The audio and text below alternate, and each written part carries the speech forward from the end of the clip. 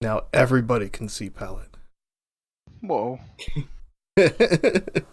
Warming you on. It says warming you. Excuse me, I meant up. Yes, there we go. And I realize I'm on the still on the first layer, so this wireframe's stuck right there. I can't well, maybe I could extract it.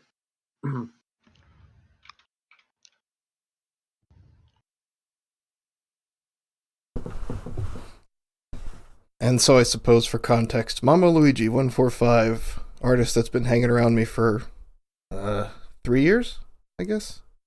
I think about 3 or 4 years. And responsible for many pieces of art, some that are public, some that just hung around Discord. Oh yeah, there's a lot of pieces still on the Discord that I haven't released publicly. That's fine. I guess. Well, I guess you ask what character would you like me to start off with first? Oh, Bella's always a classic, right? Yeah. Yeah, I remember, I mean, for me the history is weird because first there's the Varmint Overpass Discord server, which was actually created by Wonder Gamer. I didn't even make it. Also, okay, let me back up a little bit. Wonder Gamer contacted me on Twitter and asked if I wanted him to make me a Discord server.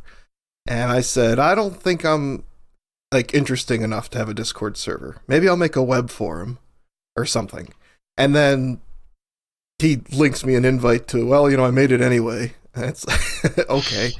Too bad you're getting one. Yeah. Ratio. And that's how Varmint Overpass started. And I didn't join it right away, and I'm not even sure why. Honestly, I don't even remember. Yeah, I don't remember my motives at the time.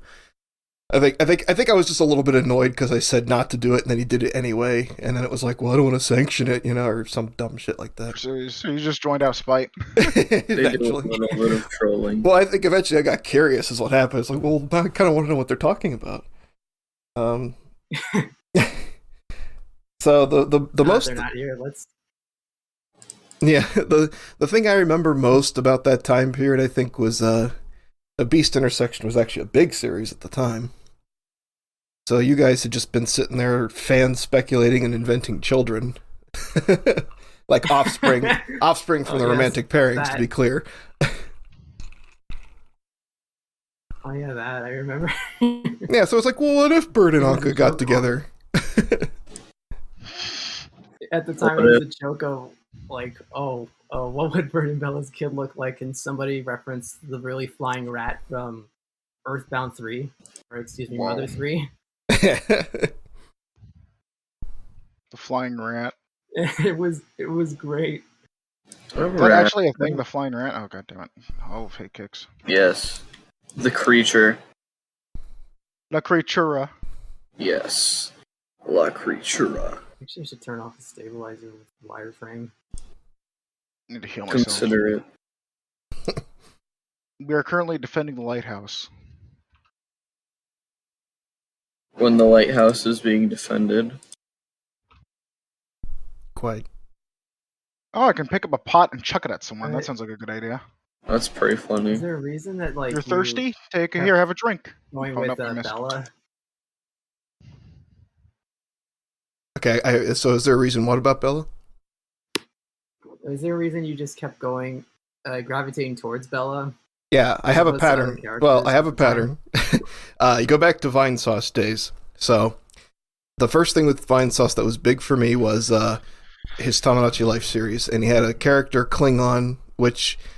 So, Vinny's a big Star Trek fan. And he had a kind of a trolling type personality, like Shay, perhaps, in his chat.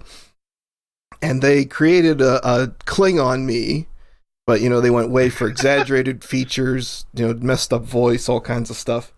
And then it was named Klingon, as in Cling space ON, Klingon. That's hilarious. Anyway, Vinny hated it, hated the character, and I thought she was cute. So I decided just to be, what's the word?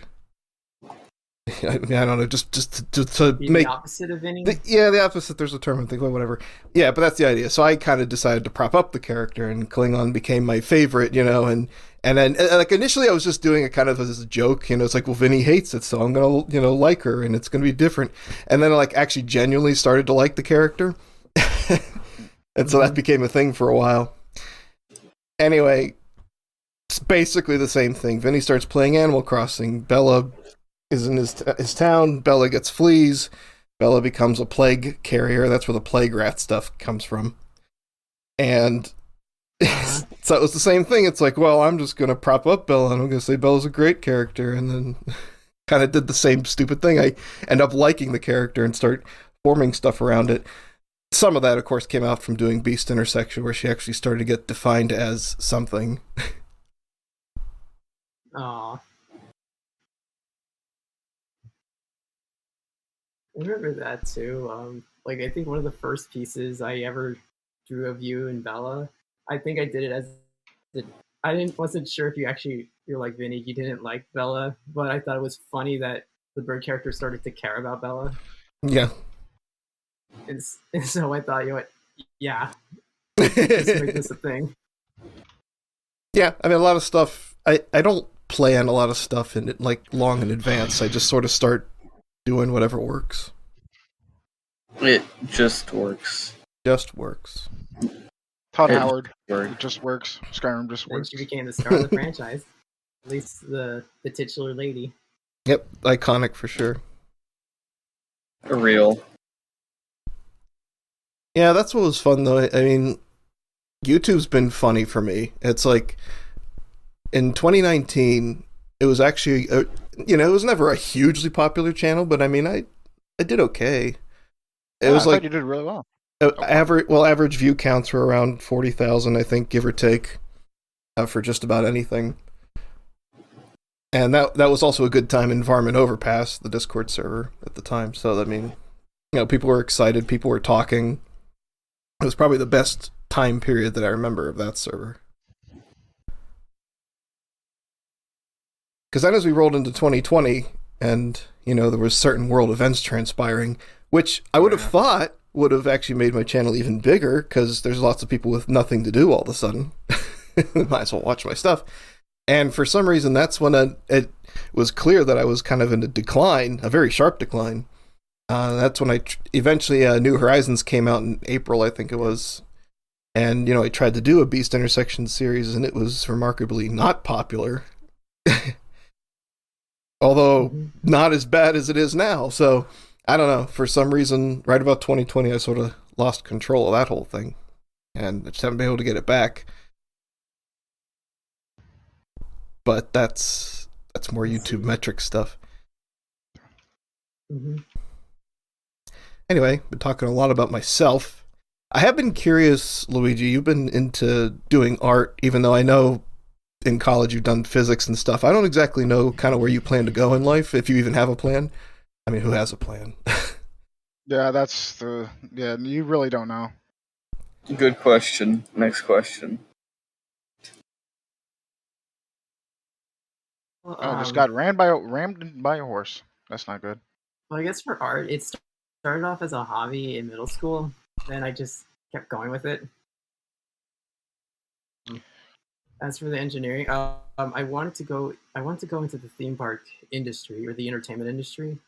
This is not turning out the way I want it. Sorry. That's okay. Theme park is interesting, though. I don't hear that too often. Yeah, Luigi Land. Luigi Land. What would you name your dream theme park? Yeah. You'll never believe. No, I just got shot by an arrow. That's not fun. On my side. That's unhealthy. Golden, what are you up to? I'm playing Chivalry 2. Currently getting brutalized. Chivalry. Oh, fuck. Yeah. Very chivalrous. Yes, it's very chivalrous. Me killing enemies brutally. Might hop on that. It's pretty fun. I guess I would name the thing like something desert themed. Yeah, but Live right in the Oasis? now, right now I'm doing Nevada something land. where I can actually sell weapons without worrying about being useless. Can you believe it, guys? I love how that had no context. Like, Yeah, at least now I can sell I- drugs with impunity. Yeah. Yeah, and for context, yeah, in Starbound, pretty much everyone has Nightfall, so me trying to quote unquote sell that in exchange for like ores and stuff to make more is useless because everyone already has it. So no one wants it's a it. long time since I've actually drawn Bella. Hey, you I can do I it. forgot what she looks like. Keyfrogger. Plenty of references, especially even from yourself. Real. So you said a desert-themed park, maybe. Yes, it would probably have to be indoors though, because of the climate currently. Oh gosh. Thinking ahead, people will not be able to be out on the surface of the earth anymore. So I'm going to have an indoor desert Well, not theme like park. that. It's because it's because where I live, we're known for having 100-degree summers for I think at least 90 days. Oh Wow. wow, that is toasty. Stuff is gonna California. burn up. Average day in Yeah, California. Every day in California. If you eat too much cheese, it'll clog up your ass. Anyway, goodbye. I'm sorry, what? Thank you, Rogue, for your contribution. Where did Rogue go? Or is he still here? Rogue just disappeared. It He popped said in. a statement and fucking left. Yeah. God damn it, I Yeah, that just random Yeah, stating stuff just reminds me of This reminds me of that time I was sus. I don't know, it just reminds me of a no way. character slime from sauce. something called Gothy. Because at the start for them, they were old, senile, and crazy.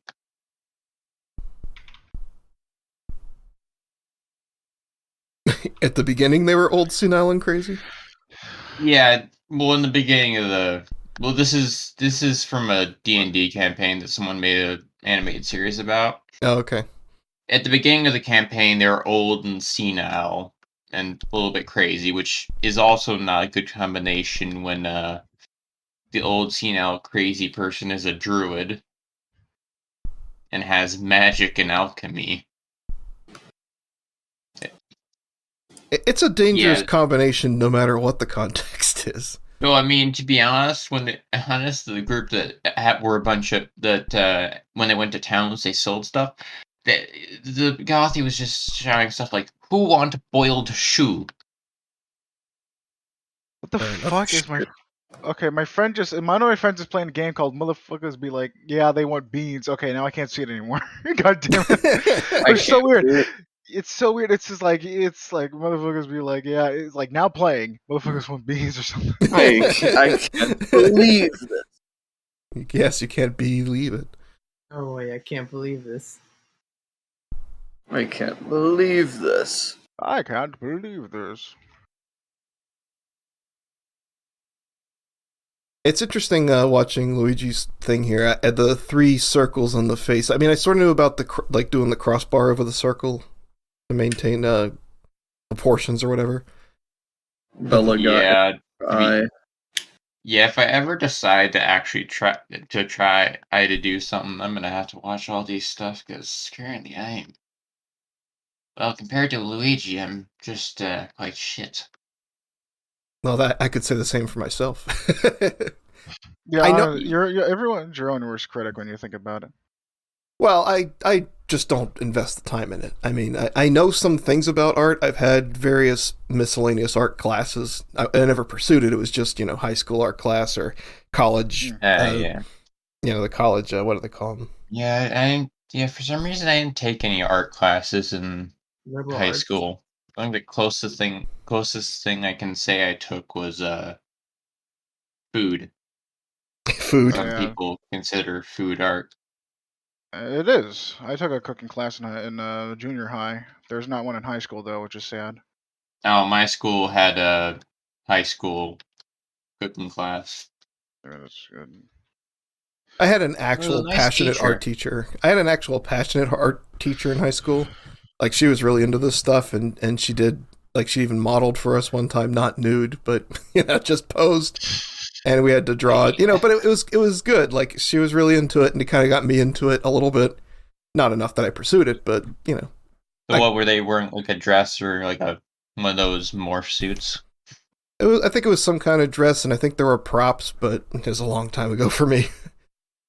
Yeah, fair enough. I mean, I graduated high school in 2001. Like fun, 2001, I graduated high school. That's how long it's been for me. Yeah, that's a long time ago. Mm-hmm. That's what's kind of funny. I mean, the generation of people I interact with, I slipped. Like, you guys are always at least one behind me. I don't seem to, I don't know. It's just where I fell into life here. How it be. I tried to. It'd be how it do. I tried to yoink something, but Doodle boobs. What a name. Luigi does that sometimes. Yeah, I'm gonna have to pause real quick to see how that getting sworn behind is. Sometimes. Yes. Crap, I'm lagging. Well, Rogue, who's still in text chat, says I'm about to do the 15 miles uphill each way to school routine. Oh no. No, actually, this is how I got to school when I was a kid. How my grandparents described getting to school. In high school, actually, what they did for me, so apparently I was too close to get a school bus, but too far to walk. So what they for the in-between kids, they would issue public transit passes, and they were paid for, but whatever. That's nice of them. But so, I mean, I've heard of that being done elsewhere, and usually they like mark the transit passes, like so the bus driver is supposed to make sure that you're kind of commuting to and from school, not just doing whatever. Well, anyway, my school didn't do that, so I just had a generic public transit pass that was unremarkable. And what was bad is I was not a very good student in high school. So that's not good. Oh no. So some days I'd get on the bus, look good for my parents who both had jobs during the day, so they would disappear. And I get another bus and go home, and I could do whatever I wanted or go somewhere else. Whoa. So that was a terrible decision for me. Yep. Okay, I'm gonna pick up a pot and chuck it at someone. Let's have some fun. Always a plan. He's throwing hard. Yeah, it does make it funny though. I mean, not to sound old, but it's like I know when I was a kid there wasn't internet, and that changes a lot of the ways things happened for me. Oh yeah, definitely. But then it's also weird the things that have survived, like we're still re-releasing classic Sonic games like every few years. And we're still re-releasing Skyrim every 3 years. Well, maybe that's so true. Yeah, I'm kind of getting back into Skyrim, especially since I used the. You guys remember the Dwemer heavy armor? Oh yeah. I might have made a Warforged based off of that armor. And if you guys don't know what a Warforged is, it's basically just a magic robot used so people playing D&D can have a fantasy robot and not have to worry about tech. And of course, because of slime, I kept thinking of He Warforged. Yes. He forged gore. Mine's the influence on you, I see. Me when I forward.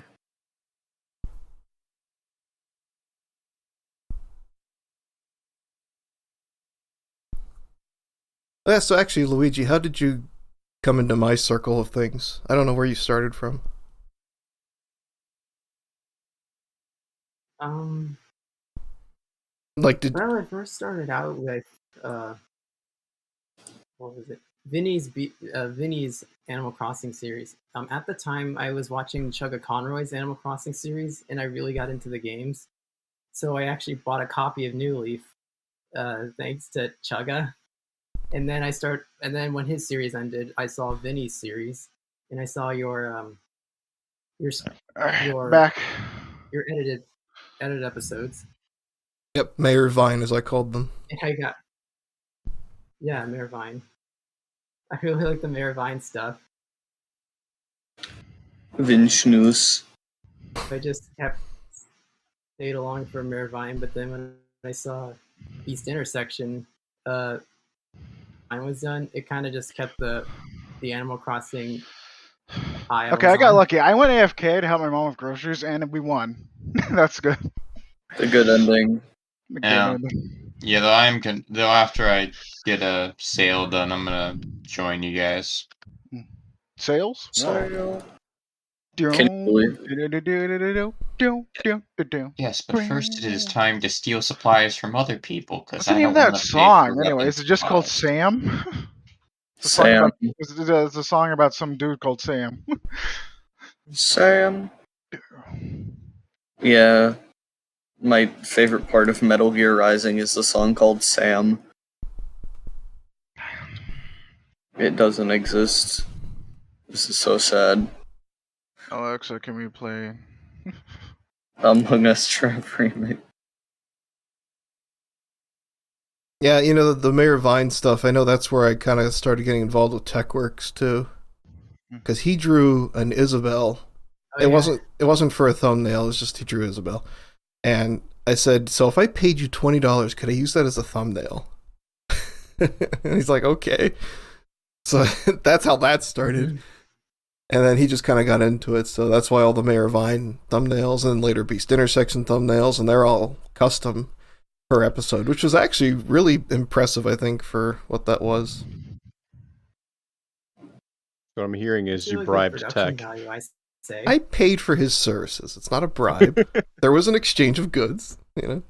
I don't know how much. I don't know how much you probably had to pay for the Starbound thumbnails. There was different arrangements at different times, but I did start paying a little bit more as my channel increased, and I thought it was fair. And now that the channel declined so much, it's like I don't use them much at all because it doesn't feel justified. But you know, I do hope to get Beast Intersection revived eventually. I need to start watching your stuff that's not Starbound. It's kind of funny. I do have a split like that. Like, there's Beast Intersection fans and there's Starbound fans. There's a little bit of overlap, but I kind of almost serve two different groups. And that's fine. You know, you like what you like. Starbound, of course, will kick back up with more Varmint stuff. We are working on that behind the scenes. Ooh, nice. If you ever need someone to puppet one of those NPCs that no one really cares about, I'll help you with that. Red shirt stormtrooper. Pretty much.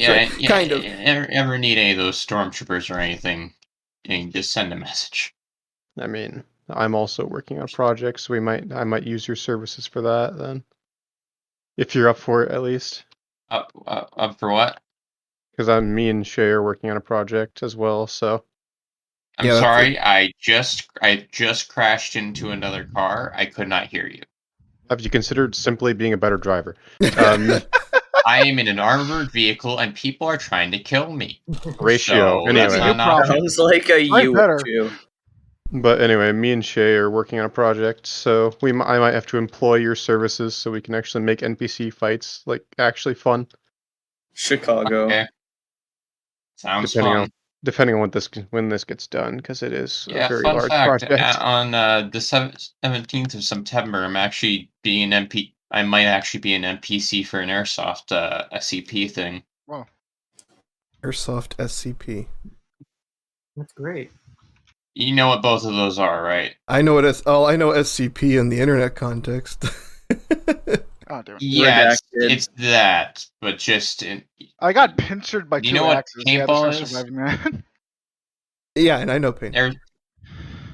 The Airsoft is like paintball, but make the weapons look a lot more like the real ones, and take the ammo and make it little 6mm plastic pellets. Get real. Okay, so what's the SCP part of that then? It's basically just to be honest, I don't know much. All I know is that there's going to be people dressing up as the anomalies, and there's going to be Dr. Bright, which To be honest, kind of worries me. Sounds interesting. If you don't know who Dr. Bright is, they're known for mischief. They're Oh known for yeah, being it's SCP stuff. mischievous. SCP And stuff. also immortal. So the Foundation can't get rid of them. Are we gonna get a sex scene between Dr. Bright and the Plague Doctor? Oh no. I think I thought it was gonna be. I touch would thought it just was. kill him. I thought it was gonna be between Dr. Bright and that skull dog that everyone wants to Yeah, do the it skull with. dog thing. I'm half sure that skull dog doesn't even have a solid body. They're just a phone app. Oh yeah, that thing. Try harder. Yeah, It's technically. literally just your I heard imaginary friend. Stormtrooper, and I got here as fast as I could. I was just I was just a comparison of just running the NPCs that no one really cares Yeah, about. red shirt from Star Trek and Stormtrooper. Joseph from Joseph. Joseph Joestar. Joseph Jomungus. All right, well, let me give a little context, by the way. So, Varmint stuff. Varmints, like, when you go to Starbound with the Varmints, there was, like, a very specific group of people that broke off from Varmint Overpass. You know, so it was, like, me, Tech, Cius, Jello, and, Icarus became Hotspot. Anyway, group of people. And we all started, so we started making our characters, and that's what Starbound with the Varmints was spawned from. And the problem, there was two big problems with the Varmint series. One was that we were trying to write these elaborate scripts. Well, okay, it's kind of made three problems. So it made the scripts. First of all, that was a pain in the ass to get people together to write all their characters, at depth. Then we had to build complex scenes to support these ideas we had, which in Starbound is not exactly easy. There are some better mods now that we didn't have back then, but still. And then the third problem, one of the biggest problems, was actually trying to get everybody together to record. And, because they all had to do their own characters and their own voices, and we were trying to do all these things at the same time, especially when you had, like, 4 characters in a scene. And that's tough. Because, this isn't a professional operation. These are people who have lives and time zones and, everything else that's wrong with that. So, so that's ultimately what caused a lot of burnout and why Varmint sort of just dissipated and stopped happening. Yeah. So, we're trying to revive it now, being conscious of these problems. So, first of all, we're not going to do a lot of heavy scripting. We're planning more to just outline a story and act to it. And that does a couple things. One thing is it just cuts down on the time it makes to develop something like that, but it also allows us to swap out people. So, it's kind of based on who can do it on the day. You might have one required character for the story, but we can sub out others that aren't as important. So we have that kind of thing going.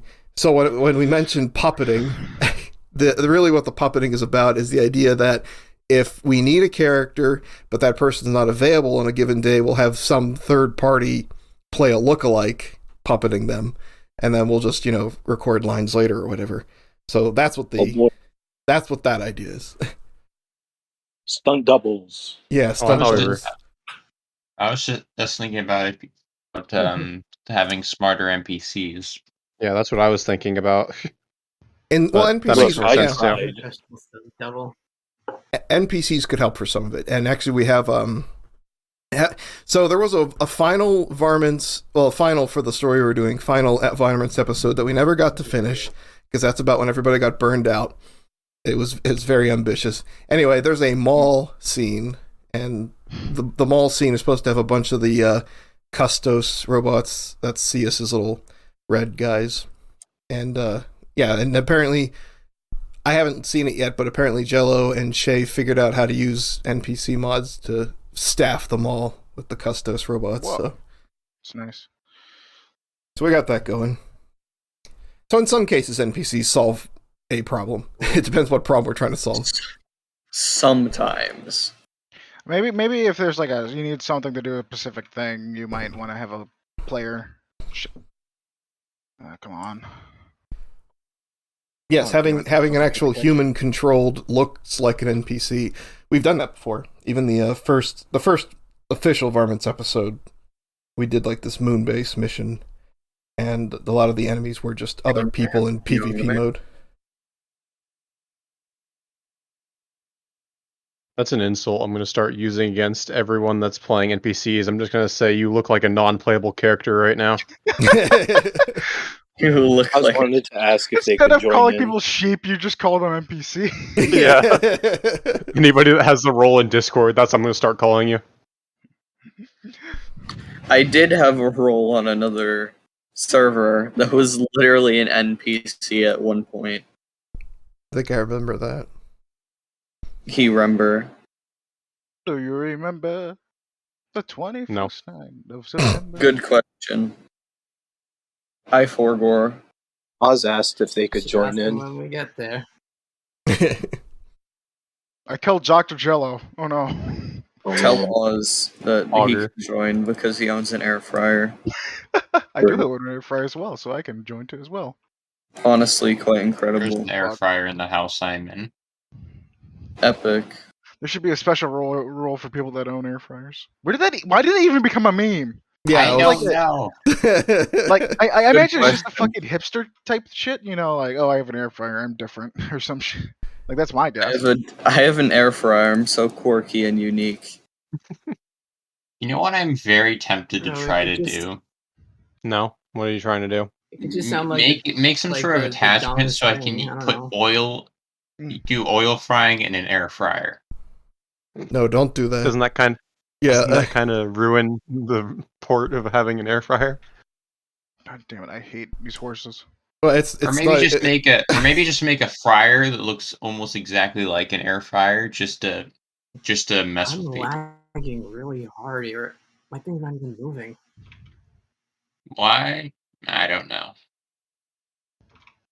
Sorry about the lag, Mama Luigi.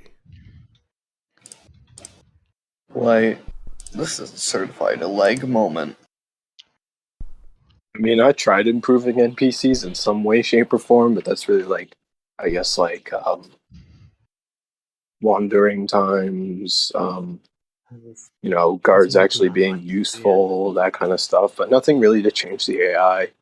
I don't think many people have done that except for Supper, who made the combat overhaul, but that's only for combat. That's not like advanced movement and positioning and whatnot.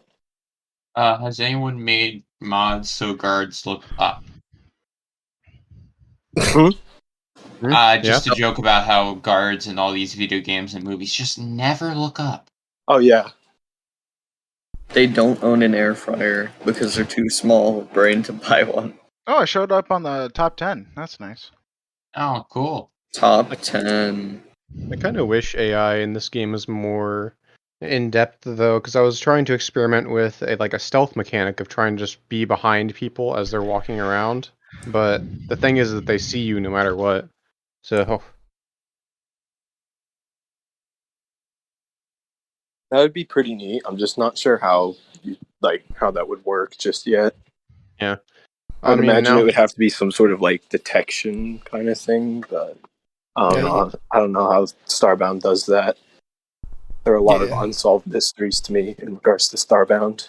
Starbound is a void where no information comes out. I know conceptually you have to do ray traces to do something like that, so there's line of sight. I don't know Starbound. Well, right, I mean, you hear about that stuff in 3D and all that, but no, just the idea that if you start from a position and you're trying to see if you can see another position, and then you're casting a ray, and if that ray happens to hit solid terrain or whatever, then you can't see the target. That's ray tracing in that sort of concept. That's kind of how you built more of an advanced visual system. Like, can the enemy see the player? Like, could they see them, or are they looking at a solid block if they're looking in the player's direction, so they couldn't possibly see them? That sort of thing. Yeah, that sounds a little too advanced for Starbound. That's something I don't know. Starbound has a device to do that, but that's what you need to do. Starbound moment. This is a certified Hood Classic. Indeed. Certified Among Us Classic. Oh God, Among Us Classic. I guess if I could ask, we stuck to Starbound particularly as opposed to other games. Yeah, I'm sorry, can you say that again? Well, he's talking about like he's using Starbound so often, and Starbound is a really strange thing. I mean, ignoring all the development problems and other problems that it has, what it does really well is it really gives you that kind of free feeling, like you are in this fictitious existence where you can just planet hop. You can just go across space instantly. And then what they also did a really good job with is NPCs that had a lot of colorful language, and then even your investigative tool has like race-specific descriptions to objects. And you put all this stuff together, it actually makes the game kind of feel alive. If nothing else, it gives you a lot to talk against. So there's just a really good mix of style and stuff that's going on around you. And, it's visually simplistic too. So it's like, it's not hard. Nice. Yeah, so it's not hard to build new stuff or customize things and create an effect for it. It's like what makes Beast Intersection fun, though. Also, sorry, hi, I'm here now. Hi, Oz. Finally. But yeah, I mean, that's kind of just what makes Beast Intersection fun, is the simple style of all the already existing Animal Crossing mixed with the text-generated or the AI-generated dialogue, because a lot of the times when you played Animal Crossing for, like, say, 4 or 5 years, you begin to just feel and recognize the patterns of dialogues that you've already seen before. So going into the game and generating new dialogue just kind of brings a little bit of a little fresh new taste and a fresh new environment to it that really you'll never get from Animal Crossing, just because it's a Nintendo company. They're not going to put swear words in a game. Yeah. Can you imagine that? Can you imagine just Kirby saying the F word? Oh, that just sounds amazing. Just no. Here's the thing, though. Kirby doesn't even like. It's just a really deep, like, smoker voice too, like New Yorker. all of a sudden, this innocent character just goes, "Oh, fucking hell." Oh God, with the New Yorker accent, God, that would kill me inside. I would be absolutely destroyed. So does he just become like Super Mario Bros? Super Mario in real life. Yeah. But I mean, that's kind of what got me hooked on it. I'm not sure about everyone else. Gotta run to the ship. I don't see too many people doing the custom like race descriptions for objects anymore. Not many people take all the time to do that anymore. In regards to like modded races. I think the Shadowkin might just use the human descriptions. That kind of sucks. I think that's the default. It's far and few. It's kind of sus. I mean, one of the cool things about that, though, is that you can actually go into an item's like JSON and then change its item description for each race. So I could go in and give like a car, like I could say, "The fuck, this is a car," and then make that the description, and then anyone that scans it will see that description, which is one of the things I'm trying to employ. Oh my god. Yeah, so if I was really truly bothered by it, then I could just do that for like 1,000 mods. I'm sure the Starbound community would thank me for it, but it would also take up a bunch of time that I don't want to use. It's not like an actual mod though. It's literally you are editing that singular item's JSON to have that description. Oh yeah, that's true. No, but I guess compatibility would be an issue. Of course, it works fine. Yeah, what Oz is getting at, of course, is the fact that, first of all, at least your custom race should have the custom descriptions for every vanilla Starbound object, and that's a lot of objects just to start with. And then, of course, you want to support some of the more popular mods, and that's even more. And you have to be really, into writing text for a lot of things.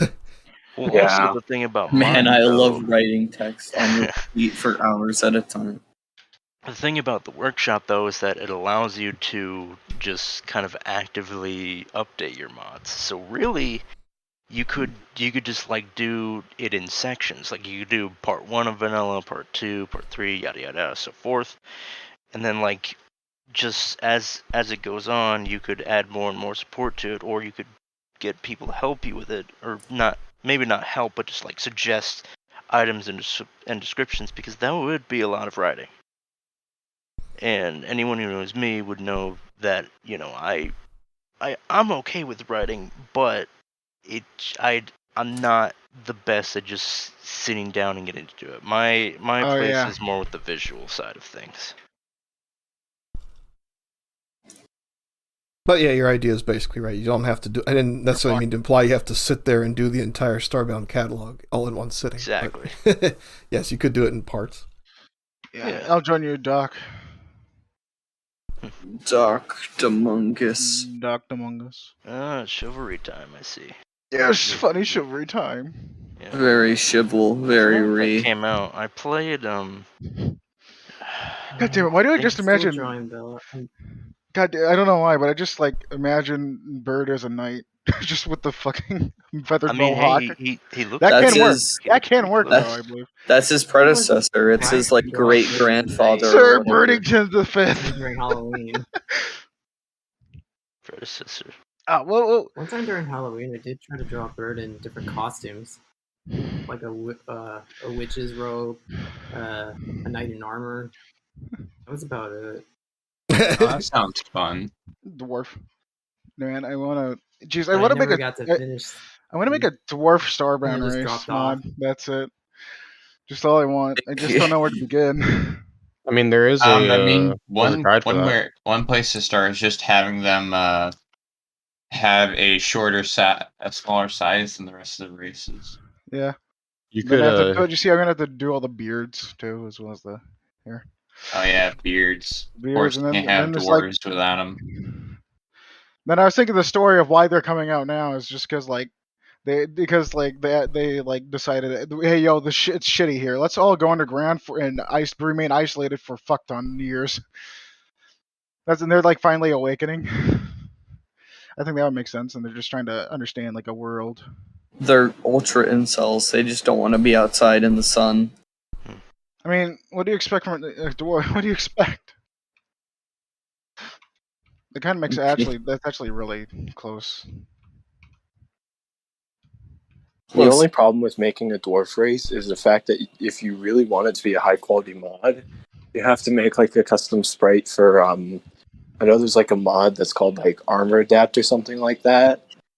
And if you really want to make it high quality, you should probably use the compatibility for that because, depending on if the legs are shorter or something, then like you probably have to resprite everything to make it fit, or else it just looks like you're wearing a really, really large pair of pants. Yeah, that is kind of the problem with making any like race that's even smaller? even remotely different shape is just either you have to stick within the parameters, quote unquote, of the regular vanilla race, or you have to find an armor that is bigger than the vanilla race and equip that so that it doesn't start clipping everywhere. And I learned that when I was working on the I don't even remember what it's called. It's like the Lycanes. That was it. The Lycanes, fluffy Lycanes with small paws, the humanoid fix. When I was doing that, just because that, I figured, hey, I could probably get away with I could probably get away with just a little like modifying the sprites a little bit, seeing if I could make it just a little bit more Fox-like, but no, you have to stick within the parameters.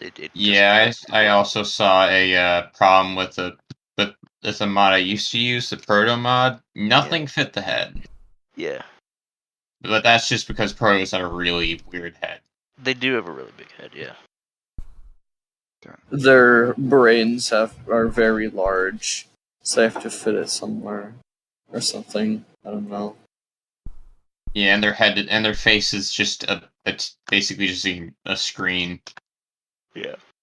Can I watch Among Us on your face screen? No, that'd be fucking. Can you imagine that? I think you might get for being a protogen idiot. You might get shanked for asking that. This is what you get for being a protogen idiot. I can't believe. I can't believe the protogen. I can't. Okay, I can't believe the protogens are British too. What's up, Warden? What was it? So we're fighting on a bridge, and someone just backed up to the point where he fell off. He fell off. Plus Yeah. ratio. He fell down. One thing I don't like about I Starbound fell modding down. is how Starbound handles There's an mod air- order. Because if you don't have all your add-ons like in its own folder, and I'm not talking about like the workshop folder, I'm talking about like an actual folder in the game directory. If you don't have if you don't have an external mod or like an external system that manages that, then the mod order will just always screw up. And it's so annoying. Because I learned that because like the humanoid fix that I was talking about just a little while ago, I had to unsubscribe from that just because like I had to unsubscribe and resubscribe like several times just because I could not figure out how to get it to override the regular Lycan mod. Oh, I And know how to even do that. then, oh, do you? Yeah. So have you? So there's a thing that you can add in that Starbound doesn't really tell you. You know the little metadata folder that generate like the little metadata file that generates. Yeah. You can actually add priority and make it so it loads like in a certain order, so then it will load properly. Because I know that. priority is Okay. kind of that thing. I don't know if Well, like forget whatever I just said.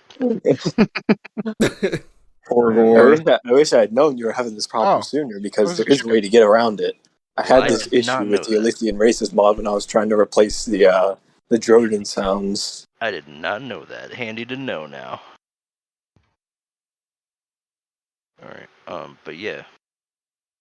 Yeah. I do a little bit of spreading, and it just sometimes it gets annoying, but other times And Iota. I tried killing a man with throwing a chicken at him. That didn't go well. Well, maybe you should Rip. try not throwing the You would chicken say and this instead before throwing. You're right. I'll throw somebody fucking you. craps out on me. Maybe you should try Yeah, getting throw me, toss me. Tossing Oz. Yo, he's throwing That the sounds like a. Are you bored? Tossing Oz. Yeah. What would the Oz do though? Eat Die. a salad. Do the Peter Griffin death pose. God damn it, well played. Honestly, I'm surprised no one's made a mod that makes the NPC like or player death with like just replaces it with the Peter Griffin death. That would be All pretty funny. sideways.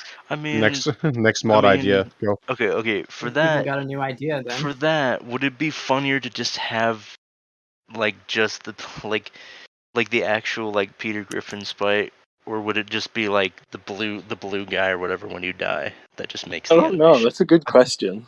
I think One it'd be of the funnier two. if it was the blue Like guy. literally once you die, just one frame of Peter Griffin on the floor, really like poorly compressed into like this like 24 by 5 pixel like image. This is very amusing. Get Patman on it. Let's go. Yeah. Yeah. I know Batman Batman's doing Oh, wait, like Hatman's not in damage here. numbers. Let me go join Patman's Discord specifically so I can request it and then leave. Yeah. Batman has a Exactly. Discord. Yeah, he does. Hang on. Yes. Patman, yeah. Hang I on, remember. I got remember this, this one gentlemen. time where someone Oh, I doing a thought Discord we server were just talking asked about a question Hat. and then. I thought we were talking about Hat. Yeah, I thought we were talking about personally. Hatman. All right. Pet Man Among Us. I'm getting really good at throwing stuff. Sorry. Well, this has been Smash a major Starbound diatribe on the Mama Luigi stream. I'm Yeah. sorry. Look, and I'm just, a cute Bella face has appeared while you were all talking about Starbound modding. Yeah, it looks great, Real. Luigi. Excellent. looks awesome. Warden, I'm behind you. Ah! oh, in game. Okay. And I heard Luigi talking about a Halloween piece that didn't get finished because I was in a witch's robe or something in armor.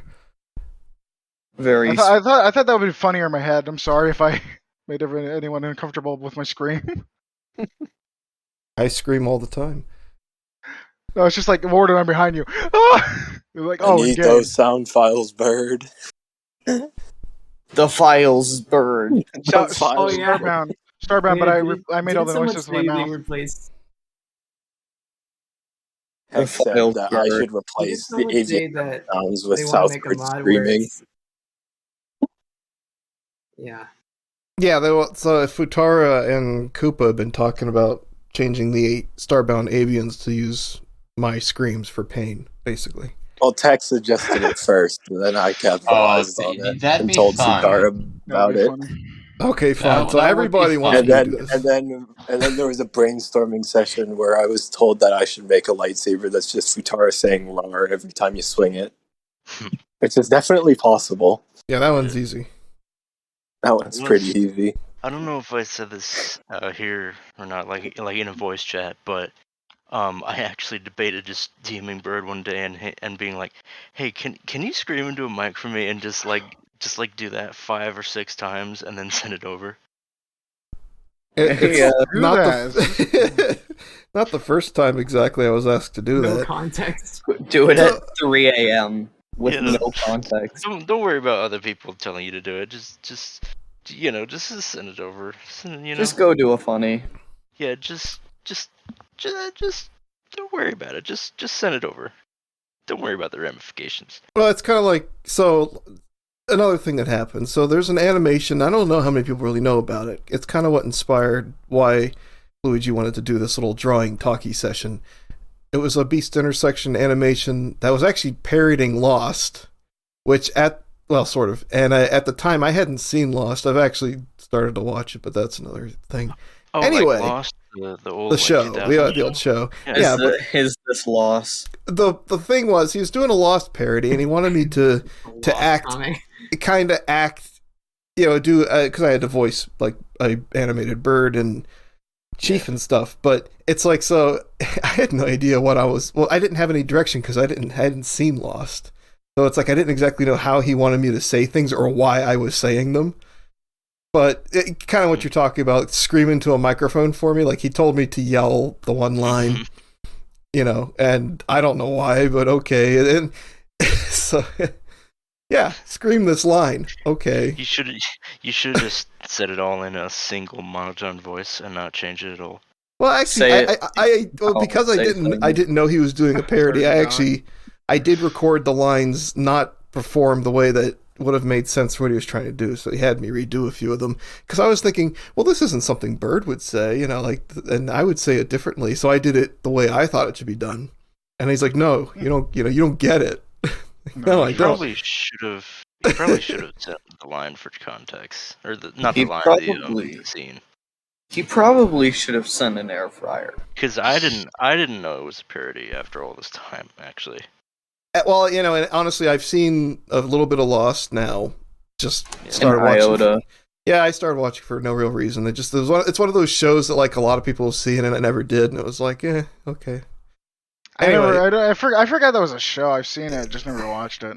I knew it existed. I'm like 3 seasons into it, and I still don't know what's going on most of the time. Sorry. That's how that show is written. They never explain. They never explain anything, so you're always lost, and that's lost. Like the viewer is also lost. Maybe that's the point. I get it. That's what the point. Haha, I get it. Is. Very funny. But yeah, that's not very That's cash money of you. Not very I don't really know how that show got so popular, honestly. Well, I mean, it has some good like scenes and props, and and I guess it's written okay. It's just, I guess. I mean, obviously, I guess I watched 3 seasons of it, and that's something. But yeah, I don't know. It has a real penchant for introducing concepts and not explaining them until 10, 15 episodes later, and then even then, it doesn't really explain everything. So yeah, you're always just lost. Lost. Yes, Just lost. We get it. So, but for as much as that, for all that stuff going on, apparently his little animation was supposed to be a Lost parody, and so I didn't understand why he wrote the lines the way he did, and why I was supposed to scream the one thing, and I didn't have any context. So that's my scream in the microphone story. Yeah, I just thought he was bad at writing Bird. It's like, that's not something Bird would say. Poor Bird too. You would never say that. Yeah. He would never. say that. Also, He would I never. I went and requested the poorly compressed Peter Griffin death animation. I saw Patman typing, and then I left his Discord. So, What a power move! Wait, how do you get into No, bro. Batman's Discord? you He go to one of his Probably has mods. it on his Steam workshop. Yeah, that's way off topic. I just figured you want to know. Well, Valid. we had to close that plot arc. It's too dangerous. This is a really dangerous plot arc. I need to see the aftermath of this. Hold on. Yeah, send me a screenshot too. All right, Maybe a yeah. second season of that, I guess. With the new character arc. Yeah, character growth. I don't know if I would call it character growth. I would. Yeah, just send me a screenshot of it too. Each one- I can't really join right now. Each one of you Should joins the be 10 Discord just to add one more line and leave. Yeah, Oh, no, I might actually stay. no, you The also just longest join and then drive. say it and then just leave again. Yeah. Very unfortunate. Not actually, because I feel like he might think his Discord's getting raided. Transferring games to the Yeah, blank. that's a bit too rude for me. I'm not gonna do it. But I just love the idea. Hey, make funny Banner. Peter Griffin death animation mod for Starbound, and then just leave. Just goodbye. That's how you Probably make gonna get demands. going for a few, but I might be back later. I'm not sure. All right. Take see care, you later, everyone. Cupa. See ya. See you later, Cupa. Yeah. All right, now he's gone. Let's talk shit. Oh, he hasn't, No, he that's so hasn't mean. said Don't do anything. Oh, no. Hasn't said anything. Oh well. Okay, so if you go into the Iron Maiden and you die instantly, that's fun. Well, yeah. I Well, I mean, Yeah, what do you it's an Iron expect? Maiden. Yeah, no, It's here's the thing though. I got pushed in there. And I Well, just Yeah, it's That doesn't it's an change Iron anything. Maiden. I know, but like I just do not like whatever. It doesn't make any sense. Oh no, to I me. got RDM. I swear. Admin, RDM. What the Yeah, fuck does like- RDM even mean? A random Random death death match. and It's death really, matching. Another it's really character funny you like to specifically see? because people will scream it if you kill them in Gary's mod. Gmod moment. Yeah, Dark RP is an interesting beast. I used to They play love that it. shit all the time too. God, I remember when I kept playing Dark RP. Gary's mod is very nostalgic thanks to all those old YouTube videos. Yeah, The rule. man, I- I kind of missed it. I've seen YouTube videos, but I've never actually played it. That's one of those things I keep needing to be encouraged to do. Well, how about this? We literally play it in the Discord like a Real. lot of the time. Oh, I know I made you guys the channel so you could talk about it, but I never did anything with it. Bird moment. Bird moment. Notice you're really quiet. That literally is a bird moment, huh? Gary's mod. Bird buys a game and then does nothing with it for like 3 months. That's not Well, uncommon. that's me. No, yeah, I do that too. I think we can all relate to that in some way. You know, we buy a game and just never I do mean, anything. Sheriff The only gave me game a I've- Yeah, it's so Starbound, funny. and I haven't touched it in a while. Actually, I haven't The touched it. I've not even passed the prologue. The Bruh. What? I don't have any Bro- mods. Prologue on these it. nuts. Oh. Okay. I How can't could you, believe Rogue? do this I to can't me. believe this. I can't believe this. Well, Luigi, if you ever want to do like Starbound No. in a group, even vanilla, you know, it can be I'll join arranged. too. Yeah. Oh, fun. I can harass you as a slime. I was doing that for a little while with Sokamai, and then I don't know. Hey, It hasn't Bird, happened in a couple can't- weeks for some I reason. might Probably go to lag really Starbound, hard speaking of because- it. Well, right now I'm already lagging a lot with this Krita, Hey, Bird, is your so I don't stream think I open? could. I don't think my computer can even handle that. Well, you could probably handle base Starbound. So when you start throwing 200 mods at it, then it gets really bad. Oh, you're heading Yeah. out, Doc? Yeah. Yeah, I think I might go to Starbound, God. get some stuff done. All right. Star blow. But first I have to figure out what to get done. I Hey, love Bird, using hey, Bird, I radiation have a on big moss. question. Is your Steam open? Is Ooh, your good refrigerator question. running? Is your Is your Bitcoin miner running? Is your Steam? Is your Windows working? Yeah, though Luigi, that art's going Steam well. pipes functioning. Is this Actually, funny? do you want me to zoom out? The trick is that you should say yes, Bird. Sorry, I see have something. it. Looks like Oh, a sorry, Yeah, I was- can you through a zoom out? I microscope. I want to see what's been working on. If you don't mind, Mama Luigi. Yeah, of course. Nice. Yeah, looks great.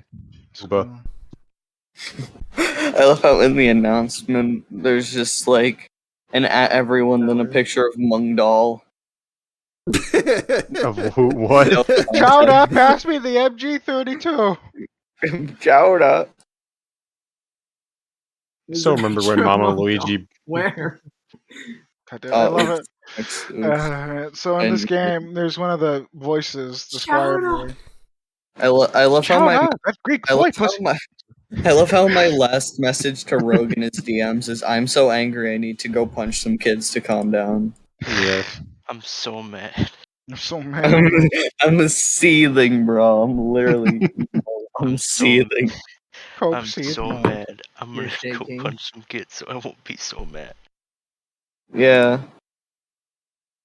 I'm disappointed now. I I got thought Patman shaking was right typing now. when I left. I'm This is so sad. Alexa, play He's probably Despacito. just saying, Maybe what? he was just typing to remove your Like, just post. as you left, he's like, what?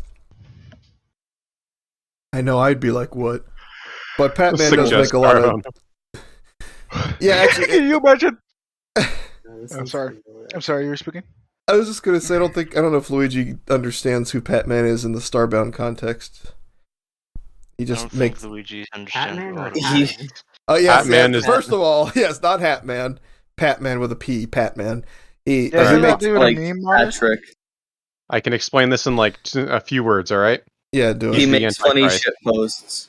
No, he's the Well- Antichrist. There you go. No, but what's weird is he can make competent, useful mods, but then the majority of his catalog is meme junk. Yeah. Yeah.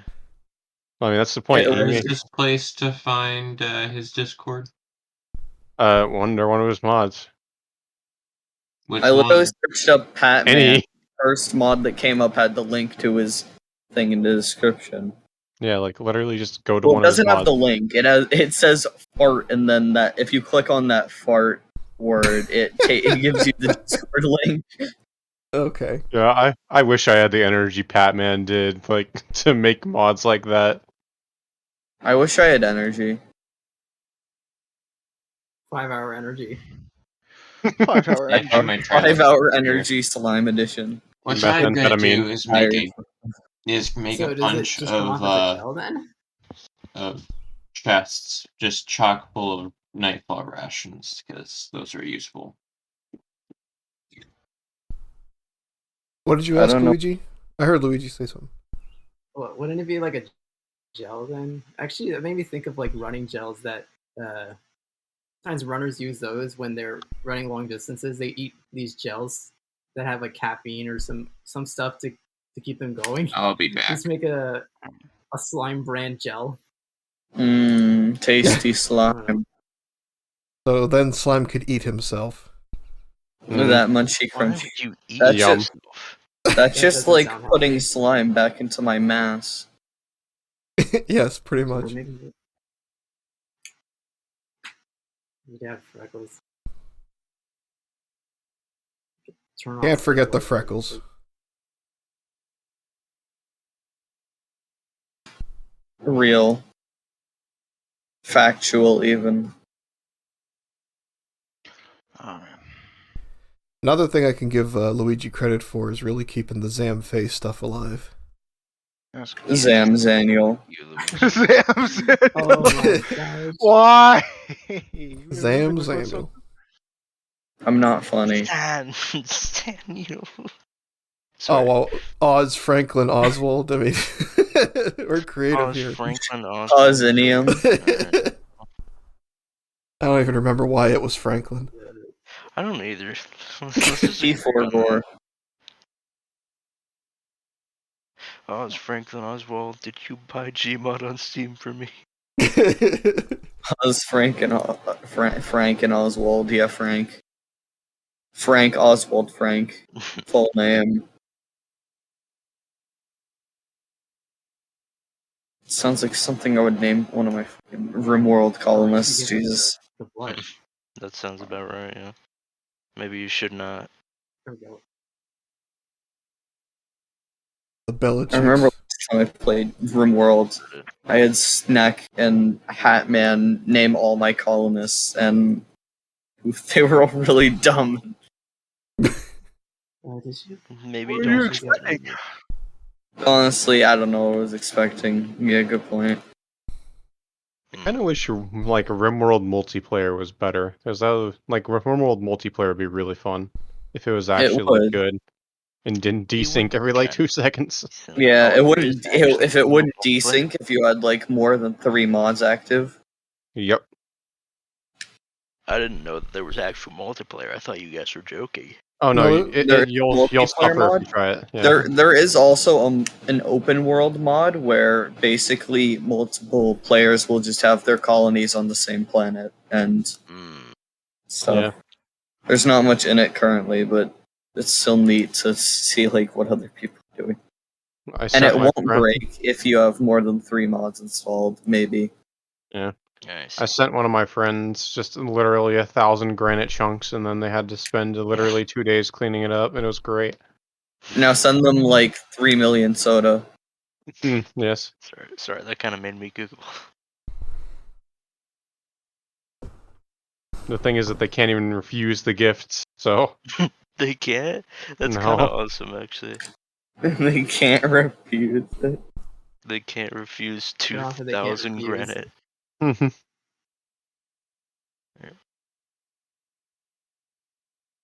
Where's the Duke? I need to heal him. I need to Well, I heal the guess Duke. speaking of Be Faye and right back. Zam, I guess I don't know what to ask about them. But like, I guess who is Zam in your eyes, Bird? And how did you originally want him to be? Gotta ask that. Well, I mean, obviously, first of all, when we first started playing Starbound, I just picked a bird because it was obvious. Like, sure, I'll be a bird, and I'll make him gray. And then, so the story kind of actually started, it's sort of patterned the vanilla Starbound, first of all, because vanilla Starbound defines avians, a kind of a South American, Mayan, Aztec type culture, with lots of, ritual sacrifice and all that good stuff, but also has, like, priests and high power type beings. There's like politics, so it's politics and religion relative to that sort of context. Anyway, so Zam was following kind of that pattern. We sort of decided that he was from some kind of like religious power elite family. And in Starbound's story, people go to the Protectorate Academy or whatever it's called, and so he just happened to be there. Probably his dad bought a building or something for the school, one of those situations. And the ruin was just an inconvenient thing that happened. Oh, that's an inconvenient tentacle rat mass. Yes, exactly. My insurance rates are gonna go way up after. Why would anyone think of the economy? Yeah. As the entire world's just going to an end, and Sam's immediately dad your was pointing at the last economy. thought is Will this about the impact the economy. housing crisis? So yeah, that's Sam. He's basically a spoiled rich kid who got thrown into disaster and then got lost in space for a while, and that's why a lot of For a while. I play up like his cowardly screams but also being really annoying with the avian religion stuff, because that's where he came from. That's what he This understands. is the face of people who don't have Cluex in their life. Yeah. Yeah, that sort of thing. So that's who Zam started to be. But then, then he gets paired up with one of those opposites attracts or whatever situations. You get Phaedria, who's that, rebellious character who really doesn't have anything to her name. And she's the tough one in the relationship, but then gives him something else to experience life vicariously through or something like that. She's a nice bean. I mean, she plays herself up, but Wait, she's do you feel like nice. Zam also grows through Phaedria? Yeah. I think Actually, I think Phaedria would be the type of we're on the person to topic own of an air Zam. fryer. I'll draw Zam. Oh my god. Fine, Time I'm to gonna draw slam Zam. your head. I'm gonna No, I fire. can't Yeah. believe this. No. Just draw So a I tiny might go little Zam off to the season side. 2 outfit because I don't want to draw the season 1 outfit. Yeah. Flashback to when Mama Tell 'em Luigi about drew it. South Among Us. Time to draw naked Zam. I Draw Bella with an Among Us shirt. draw I draw down. his outfit on. I fell down. I get it. I get up. Wait, Do no, you said do Dude. do do do. Oh, wait, naked Zam. That made me think of the first episode of the second season. Technically, they were naked. They were naked, yes. The They were clothes pretty did not naked. survive transport. Something pudgy bird body or whatever. Yep. Alright, so Something, I've gotta- Bird something. body. Among Us. I've got to know, what is, canonically, how long is Zam? Tell me. How long? How long? What do you is mean? he? As in like long as in? You know what I mean. God I fucking don't damn it. think we should discuss that here. Yeah. I don't Bruh. think we should discuss this on stream. Bruh. You don't want to get Don't worry, demonetized. Twitch. We're just talking about how long his feet are. The people We're want just to know. talking about how tall he is. Yeah. He's 4'10". We're How, like how we're dra- long speaking how of that, long he is while I know I laying keep down. asking this, but is Did I miss Zam- anything I important? guess in your Anything I hope interesting? not. Zam canonically slightly shorter than Faye? Well, I kind of figure that's like a fox Wait, versus what is the bird. conversation now? We're talking about Zam and Faye. Oh, Talking that's- about the namesake of the channel, obviously. yeah. Well, the starbound side of it anyway. But yeah, no, I mean, I figure avians are probably somewhat shorter in stature if they were to be put side by side, just because that's kind of a bird-like quality. You know, birds are Yeah. little stumpy creatures. I mean, maybe the boots or whatever. Maybe they give her some extra height. Or something. Yeah. Well, I would believe that for Phaedria, sure. Maybe she likes to have I a little. remember one peekaboo. time I What? Why does that make me want to see Zam in Yes. high heels? Well, you got the artist on Zam stream. would I do guess the he could do that. That does sound like a Maybe. I don't want to ask for it because I feel like I would be Zam would have been annoying, in but a like, suit. I a would lot of request detail. Zam in high heels. wait, how would that Wow. work if he has like bird feet? That's the joke. We're about to find out. Well, That's what the point of the It's a Some of science. the It's a arts, science experiment. It's a science experiment. Yeah, definitely. well, I've Anyway, seen I- in some of the art. God, because Oh. now I'm just remembering the flesh fridge. Nate. What'd y'all name him again? The flesh fridge. I think it was from the- Joseph? Freddy or something? No, it's from the Freddy or something. Freddy the fridge, and it's just like, oh my god, I didn't even realize you can do that. Freddy. That's when it. I Freddy the literally horror, thought horror. you were about to say Freddy Fazbear, and I was going to lose it. Or Freddy Fazbear. Freddy Fazbear. Freddy Fazbear. Anyway, I gotta bounce for a little bit, but I'll be back like soon. Later. Yeah. I'll be back. He'll be back. Maybe. So, well, I mean, depending on how long you guys are planning on sitting here with your lives.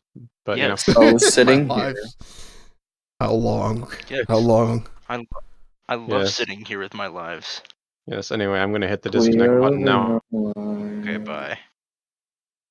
But yeah, I was gonna add on earlier that I do kind of wish more Starbound mods or Starbound races, I guess, just like not even just mods in general. I wish they kind of incorporated some more cultural aspect and depth into their Yeah.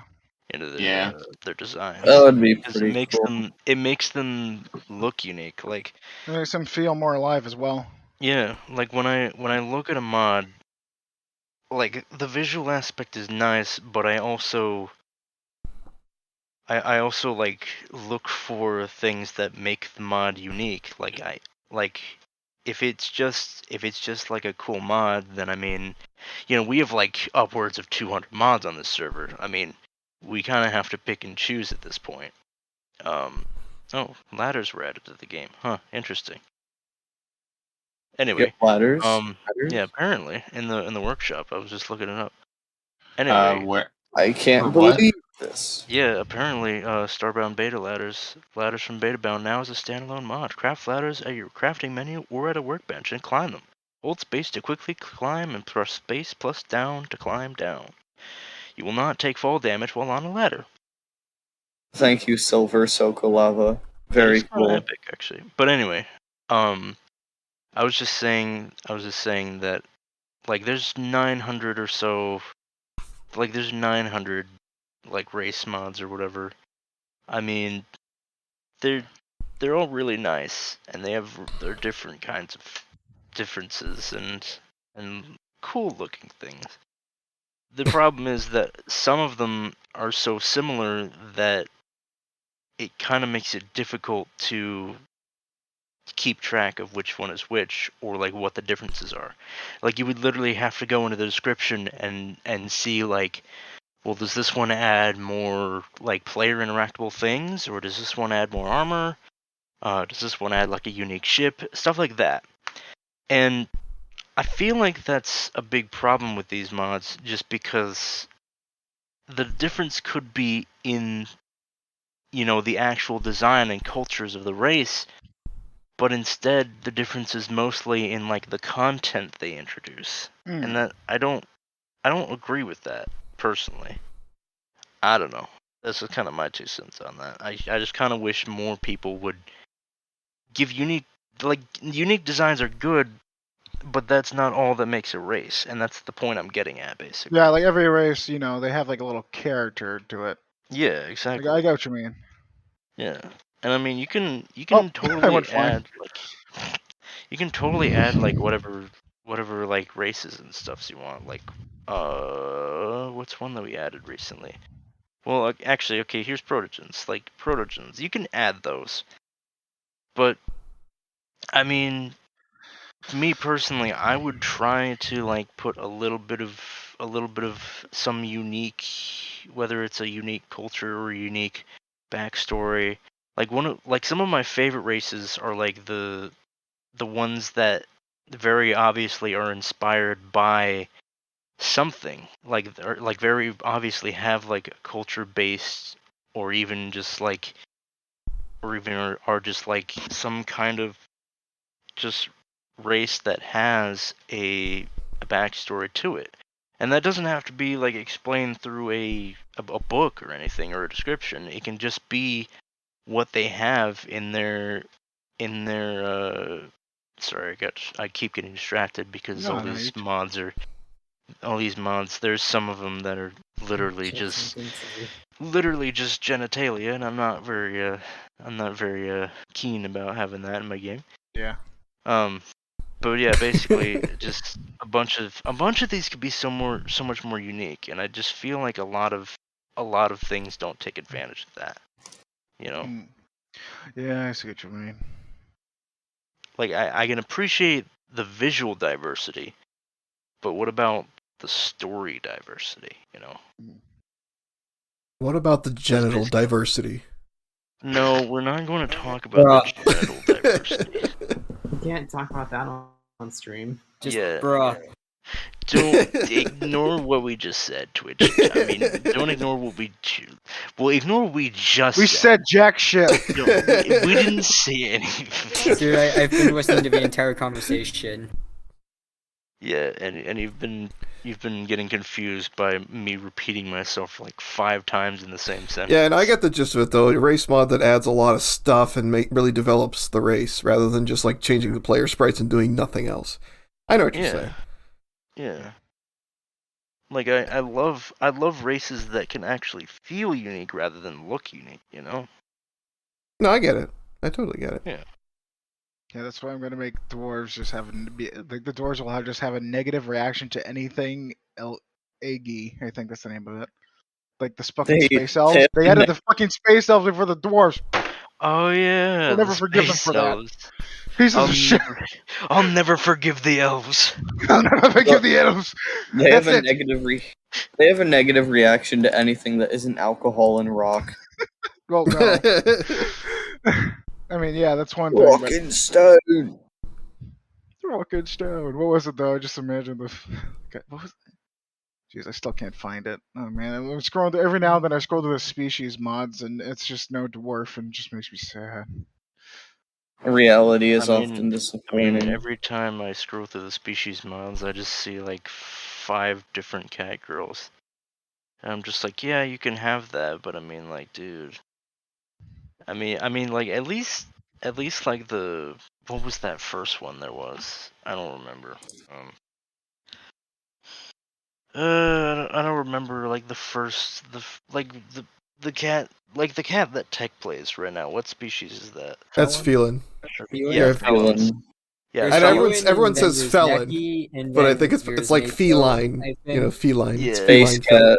Oh god, we're gonna it's gonna be a GIF or GIF situation now. Oh no. Yeah, well, the only whatever. That's not the point. Well, the thing is with GIF and GIF.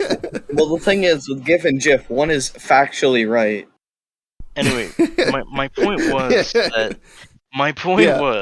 at least it's GIF, by the way. At least oh fuck. I'm going to murder someone. I'm gonna put a pipe bomb. Let us speak, goddamn. I'm gonna murder someone tonight. I'm gonna put a pipe bomb in your chest cavity. I'm gonna put a pipe bomb in your mom. All right. Anyway, no. so basically the point is, I like felons because they have like a little bit of lore to them. I would need to look it up, but it's like they actually appear in their own spaceships, and that is not what is paper and plastic banding. That's not felon starbound. Wait a minute. Hold on. See, now I just wanted to point out the problem with pronouncing it as felon is it sounds like you're talking about criminals. And you're like, I love felons. Like, okay. Well, I mean, technically they can also be criminals. That's the thing. I mean, I'm pretty sure it. that one person that was making the courthouse, I think their first inmate was a feline. They tried to eat them or something. To be fair, though, they are. Excuse me. Sorry. Oh, geez. Person. Yelling like a felon. They have space work as well. But like the felons, but like my point was the felons, like they have their own how they speak, like they have different dialect and like a sense of humor. They have their own ships that you will randomly see. They have like lore that they're like some kind of, I think it was like they're like space prostitutes or something like that. Yeah, exactly. The brothels. Conquer the world. Yes. To get back, I mean, that's what it is. I'm just saying. That's kind of it. And like their objects and their clothing, that reflects that, and like their ships too. Like everything just kind of reflects their personality. And while the felons themselves are admittedly not that interesting race-wise, it's still an awesome race to have just because it brings that diversity and that new element to Starbound. And I love races that do that. And that's why love racing. I love I racing. I want to become a racist. I like how you guys just here debating cat girls. Sorry, that's bad. Yeah. I mean, yeah, we are debating cat girls. You consider though maybe it's feeling. You're like, because they always feeling things up. Yeah, it's fucking. It's fucking. This is a completely tasteful argument. But I mean, like some races, some Starbound races are literally just like humans, but like they have weird hair or something. Oh my god, no, the Ningen are my favorite. Don't even at me, Oz. I am adding you right now. The Ningen are literally, the joke is that they're literally just weebs that have been banished to space. I love that idea. Then honestly, that sounds like the most dumbest idea for a race I've ever heard. Be a human. It's an official fracking race too. That's the best part. Literally, just make that your character's story rather than an entire race based on it. I'm just saying. Anyway. But yeah, I mean. Anyways, full piece of the best. Anyways, we're moving on. Yeah, I get that. They own an air fryer. They own air fryer. Actually, do Wheelbase have their own? Wait a minute, I need to look that up. Do they have their own air fryer? Is that what you're looking at? No. I guess the question is now, does Faye own an air fryer? Yes. I think Faye Yes. would in the literal sense, not the meme sense. Okay. Yeah. I think honestly, just in the kitchen, probably. Yeah, just as an air fryer. Yeah. Uh-huh. Hello? Gosh. Hello, Mario. It's Listen, Monica air Monica fryers. has Let's an talk. Air fryer. Where's the air fryer race? I don't know why air Air- fryers are a meme. I just don't get it. It's mostly I a did meme a just little- because it I did became a a little trend a while later. back. Get They're out of here, Ace. useful This machines for the right sounds really purposes. funny. I think it just honestly, I blame TikTok. It became a They're also TikTok meme to make technically healthy healthier like than food. normal frying. Yeah, it's the healthier than normal frying thing that became a huge TikTok trend, and everyone was like, "Hey, let's get an air fryer." Then, oh, you don't own an air fryer? Ah ha ha! Let's make fun of that person. Okay, Okay, all right, but, I'll buy like, that. I'll Wait a buy second. that. Just But blame you. It makes chicken nuggets fast, man. Come on. Yeah, but healthier chicken nuggets than going to McDonald's is basically it. You go to McDonald's and I eat mean, chicken I mean, nuggets hold on. and I it's feel, still I But feel then it's okay, also okay, effort. You're giving McDonald's too much justice by calling them fucking chicken. Yeah. Listen, I love my paste nuggets. That's all. Definitely what they are. Paste. I love radioactive paste. Yes. But yeah, no, I don't know. Yeah, I wonder how space air fryers would be though. What's the future done to the air fryer technology? That's what I want to Do know. you I want to make a giant spaceship shaped air fryer and just launch into space? I'm more surprised how you haven't done that already yet. I'm gonna be honest. True. I mean, I've done the giant South Palm. That was my contribution to making weird Comically spaceships. large. True. I still need to finish that for Misty. Just Boy, 'cause South Palm, going well. the South mythical Palm. South Palm. Oh yeah. For What's Context your Squad, thought you on can South see Palm? South Palm in something episode of Tomodachi Life. I don't remember. South Yeah, Palm. I think Lucas. isn't that also in the first episode of Varmints? Oh yeah, that's right. Because I built my shrine environments too. You're right. That's a good one. Oh yeah, that's true. He remember. You remember? Luigi, were you asking something there? I mean, I did watch it recently to see what kind of weapons people like. Yeah. But yeah, Luigi, what are you saying? Bird, what is your opinion on the South Palm meme? Did you just grow to like it? You mean or that fucking did meme you where it's hate just it? like Southbird just photoshopped that to a Pomeranian? Yes, Yeah. that's how it started. That is how. Okay, how I feel. Here's how I feel about it. The thing is that eyes and beak thing that got jammed on the Pomeranian is really easy to jam onto just about anything else, and I thought it was really funny. So I used the joke way too much, and everyone got really upset about it and tired of it. No, we That's- didn't. Yes, you used it way too much. You did it. I totally don't have a folder of 50 of them. You did it, Bird. I blame you. It's Well, basically. I think I was doing at Among least Us. one a day. Like people would just post a picture of anything, and then I would just palmify it. Hard. Yes, Yeah, that's pretty and great. that was awesome. Honestly, quite incredible. And now we only have 2 left because they're an endangered species. This is so sad. They were pretty endangered. Unless you want to count Neko Arc Palm. Oh yeah, is that an emote actually, or where is that from? Oh, no, that's the Yeah, other it's- server. Yeah, hold on. It's on another server. I don't count that. That's non-canonical. Well, you Non-canon. The non-canonical There's Sokomai only- server. Yeah. Well, Not even Sokoma anymore, because you've technically on that one now. Unfortunate. Oh, do I own that? Trash. I thought it was on Sokomai's main server. No, that's Bird Nest. It's Bird Nest. Oh, well then, okay, then that's canonical. Oh no, my curiosity. Oh, Yeah. My I can't curiosity. believe hijacking. We're hijacking. Yeah, that was the former other person's server. But it's mine now. What a thing to It's inherit. mine now. Oh no. Yeah, The there's- Southbird heist. Something on accident. I'm sorry. What were you saying, Luigi? Oh, I think just that we exposed the dark underbelly of the Reveal Southbird something we're universe. not supposed to reveal. Oh. Yeah, Look at me. we're supposed to talk about that. Exposed on Twitter.com. To be fair, I feel like everything is the dark part of the Southbird universe. Let's be honest. Real. There's not a lot of Wait, light what? Sorry, parts. what's this way? Also, Yeah. I I posted. can't believe this. I think the my the lightest God, part I can think of is this. just the sign. The whole famous sign episode. This is mine. This Yeah. is oh man. That was so saccharine. That was. That actually kind of sealed my interest in drawing Faye and Zam as a couple. It sealed the ship. That moment alone is, yes, it's what set sail. You made some great art of that. From that moment, the ship set sail. Yeah, pretty much. No, I know. Honestly, as far as like role playing and stuff, I mean, I really did push like Zam falling for Faye, and Tech did his part on the other side. I mean, it was pretty epic. And Faye, of course, had to be the one that, is hard to show the feelings and all that stuff.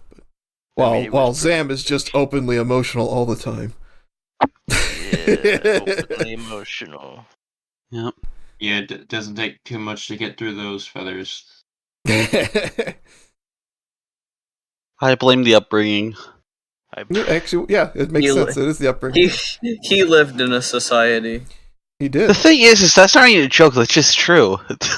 Yes, this is actually true moment. He lived in high society, to be exact. I do wonder now. I mean, sir. I'm just thinking of all the times like the whole like comic strip between Luigi and Gyarados. Yeah, however you say that. I always said Enteritus, but I don't know if that's right. I have no idea. I feel like we've been corrected before. Euroe. He says Enteritus.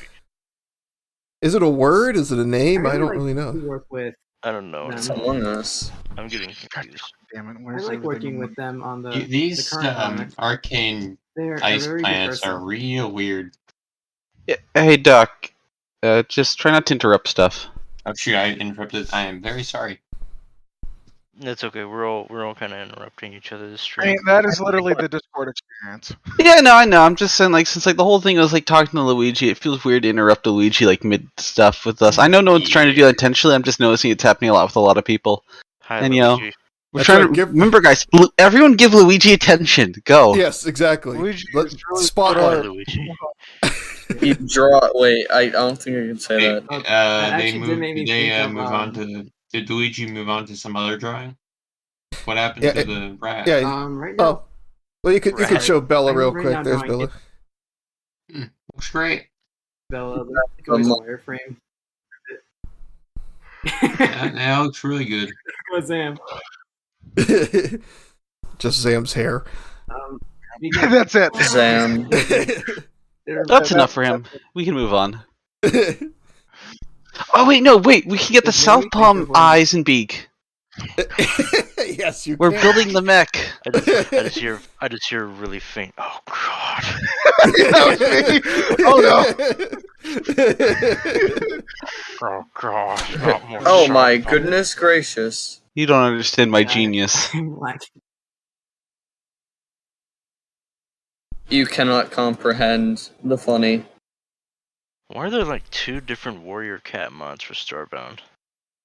I don't know. Stuck on a lot of people like that. I just remember that one meme we had on my on my server where I found that really awful WikiHow how to throw a Warriors Cat themed sleepover. Oh no. And then we kept making a joke about, hey, make sure to invite me to the sleepover. And now I'm just thinking of that again. Hey, make sure to invite me to the sleepover. Yeah, okay, yeah, but you have to bring your own, like, you have to come with your Warrior Cat's name, of course. Yeah. Basically yeah. My name is Saberclaw. Yeah, that stuff. Yeah, I was gonna say, wasn't there a terrible quiz to get your Warrior it was Cat basically takes first word, connect it to claw, paw, eye, or like bite or something like that. It's just take the same 3 ending words and throw a different word in front of it. I mean, there's some other ones, like, there's the occasional feather. Yeah, but it's just like, it's take backward, throw better words in front of it. That is character now. Every D&D shit when it comes to names. How dare you? My D&D characters are all unique. I mean, to be honest, whenever I make a Warforged, because of the lore of Warforged, I just give them a letter, a number, and let the party name them. All I'm hearing though is that you think I'm bad at naming? What? Just because I named my Hat Man, and then also my shadow character Shade? What are you thinking? What are you implying here? I mean, I didn't even name my character. The game did. I like the combination though. Shade, Hatman. We got it together. Yeah. Shotman. Don't you dare do that. I will hit you. Take those words out of your mouth, whoever said that. What? Oh, he says what? No, you?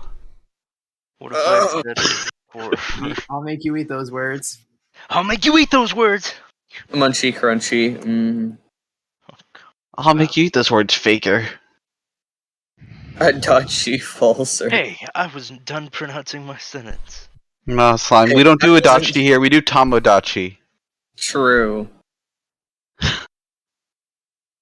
Yeah, so I was starting to think back to my Starbound Season 2, and it was like there had been a gap between the seasons, because then I did Terraria with TechWorks or whatever. And it's like... Anyway, the first few minutes, I remember, is like, I gotta get back in character, so I kept trying to do these goofy inflections with my voice. I don't know if that was recorded or not. It wasn't in the episode, but I wonder if I had raw recordings. Please tell me that would be pretty funny. Because you have to do... we'll have to do like... recording of it? Well, that's what I was wondering. I do have the uncut recording, but I don't know if I was recording when I did that. I just know it's like, I gotta get into character and be like, oh, Faye! Oh my gosh, no. Oh. I'm glad Foxy he didn't Faye. use that. Sounds so Use that, but, oh no. I mean, to be fair, that's how it felt like day one of like the varmint stuff too. Though it's just like, I don't know what I'm doing. Yeah, fair enough. We didn't establish any backgrounds. We all came up with them on the spot for the most part. That's true. It was kind of funny though. Like, you weren't even a homeless person until I made you a room full of cardboard boxes. Like, yeah, here you go. Yeah, that's right. You're now homeless. Suffer. I've decided you're homeless. Do not enter room. Yeah. Wait, who made that was fun, actually. You have been deemed homeless. Suffer. I think I remember it was something like Oz saying, "Hey, can someone decorate my room for me?" So I just grabbed every single cardboard box item I could find in the game and shoved it in one room. And I absolutely ran with it because it was lovely. Public housing. Boss. Yeah, that Is was that how silly. Cujo came to be? It was then? also Cujo. Well, How yeah. Oz's room was the most costly to replace. Oh yeah, that's Cardboard's right. expensive. That's kind of funny. Yeah, dude, finding cardboard boxes in space. Do you know how hard it is to get that crap? Do you like? Dude. The deterioration, it's just not worth it. Yeah. It's But, like you gotta think about it. It's like the similar thing of like like trying to like transport something like a banana like across the world. It's like that banana is gonna get old fast. Same with like the cardboard. Getting it across getting cardboard from like Earth especially all the way to a random space station. Yeah. And Earth doesn't even exist, so it's even rarer. That's true. Well, I like the idea that the one there's trees all over the place. I was about to say you could probably just make new cardboard Awesome. using space trees. Yeah, but Also, no, Sorry, Yeah, but that's not authentic. no, he wants the authentic cardboard boxes from Earth only. I love the idea that Earth's only contribution to the fucking galaxy is cardboard boxes. That's true. Yeah, kind of died for nothing. Tomodachi, true. I mean, honestly, we're all gonna miss it though, because cardboard boxes is pretty useful. No. Cats like them. Hey, You're not The felon where the feline are destroyed by the cardboard box industry dying. If anyone's gonna be sad because of the cardboard boxes, it's the felon. If we ever get invaded by the space prostitutes, then just lure them all into Cujo's room. Wait, no, what? Believe this. I know why you said it that way, but that was funny. Cujo likes his feelings. I didn't think about it. I did not think about that. That is not what I meant. Oh, We'll take them to Amazon, just like there's all the boxes you need. We'll ship them to Abu Dhabi. Ship them to Fuck's Amazon Abu HQ. Oh no. Yeah, Abu Dhabi. Ship them to Jeff Bezos himself. I don't know. I don't. Now I don't. Oh, now I don't want this again. Jeff Bezos. I think we should. Send them to California. That'll sort itself out. Yeah, definitely. California moment. Just curious, what mods do y'all run in the Starbound server? Every single one. The ones that are linked. I'm currently just running the base ones, as well as the don't drop items. I don't. You're asking me how to decide between all 500 items we have in that list. I mean, there are some. Yeah, in all seriousness, there is a linked Steam collection in the pins. There if you want are to see some that I do Where are have they? that aren't part of the Yeah, I've collection. seen They're those pinned. pins. the pinned and Starbound server channel, I believe, should have it. You gotta remember though, Server. basically these were decided by, hey, this would actually be useful. Hey, this would be funny for a one-off bit. Hey, this is a person who's not even in environments wants this because it's a public server. And then, hey, this is something that we don't really need, but also look how funny it is. Oh, hey, there's the back rooms. And that's kind of just how we decide So things. how was the Nightfall put in? How was that decided? Someone wanted something useful.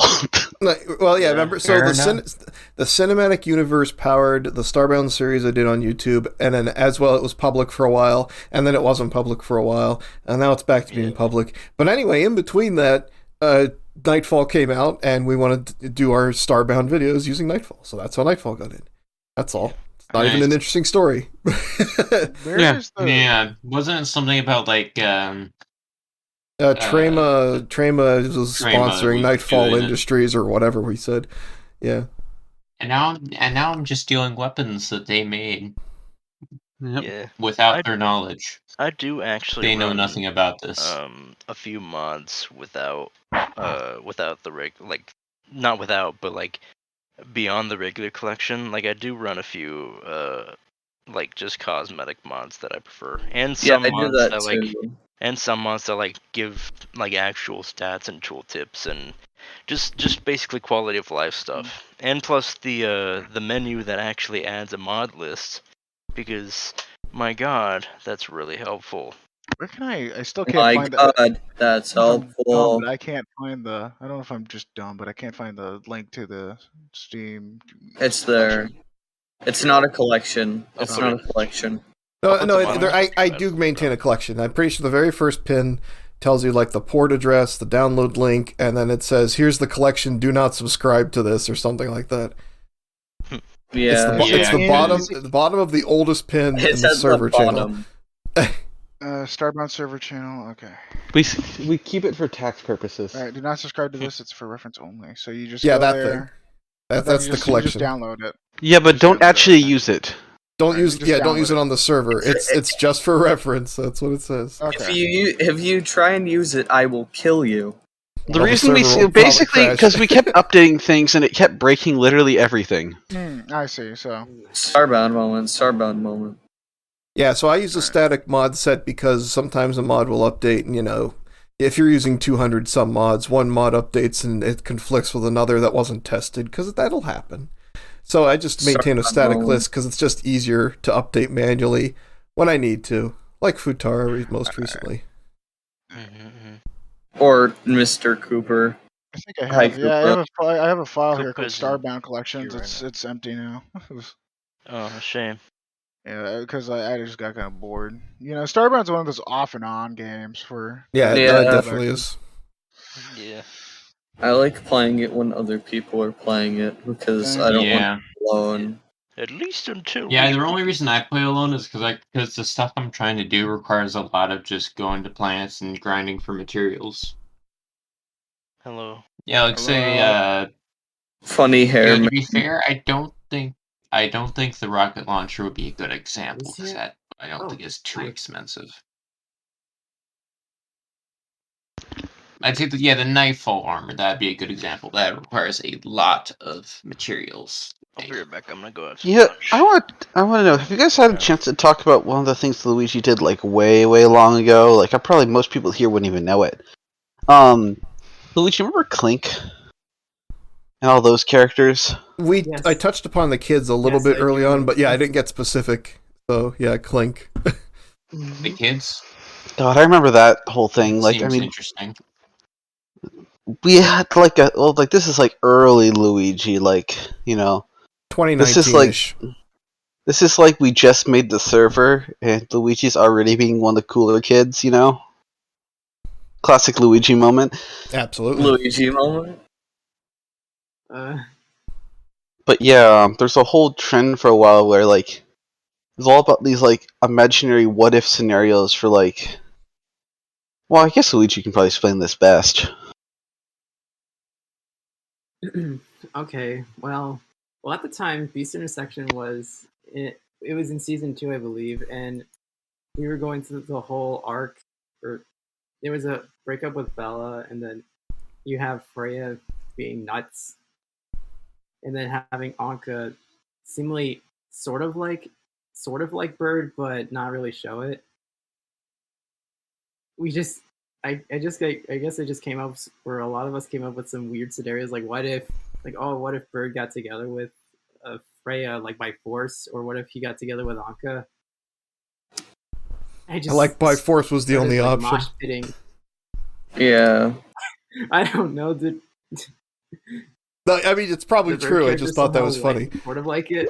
I mean, it was built into the character a lot, because I remember the whole thing with him was there's that whole like thing where he's kind of like bitter about the whole thing, that like he wasn't a product of love. I remember that was built in the character a lot, especially the stuff we wrote up temporarily. Yeah, I don't remember that, but I like that idea actually. Well, like I remember like oh yeah, sorry. So with, I guess to explain, Clink is the theoretical child between Bird and Bella. I guess I'm gonna call it. It's just the Bird Bella ending. Another kid we were talking about, or I should mention, Kip, is it would be a child between Bird and Freya, which is what Hatman was talking about earlier. Not really being a product of love, kind of just a forced relationship, I guess. That's a sad story. I always remember like his stuff coming off with like a kind of like like that like classic like grew up in a bad household kid vibe. Yeah, especially like some of the art, and also some of like just Wonders stuff too, with all those old like WrestleMania videos and the fight in Soul Calibur. Oh yeah, I remember those. He even used one of those in one of the videos. Right, it was Bird's way of pretending how the Freya thing ended, even though it almost certainly did not. Yeah, but I just remember like those characters were really prominent in that time. Well, that was what I touched on earlier. 2019, like Varmint Overpass, Beast Intersection. It was a really good time.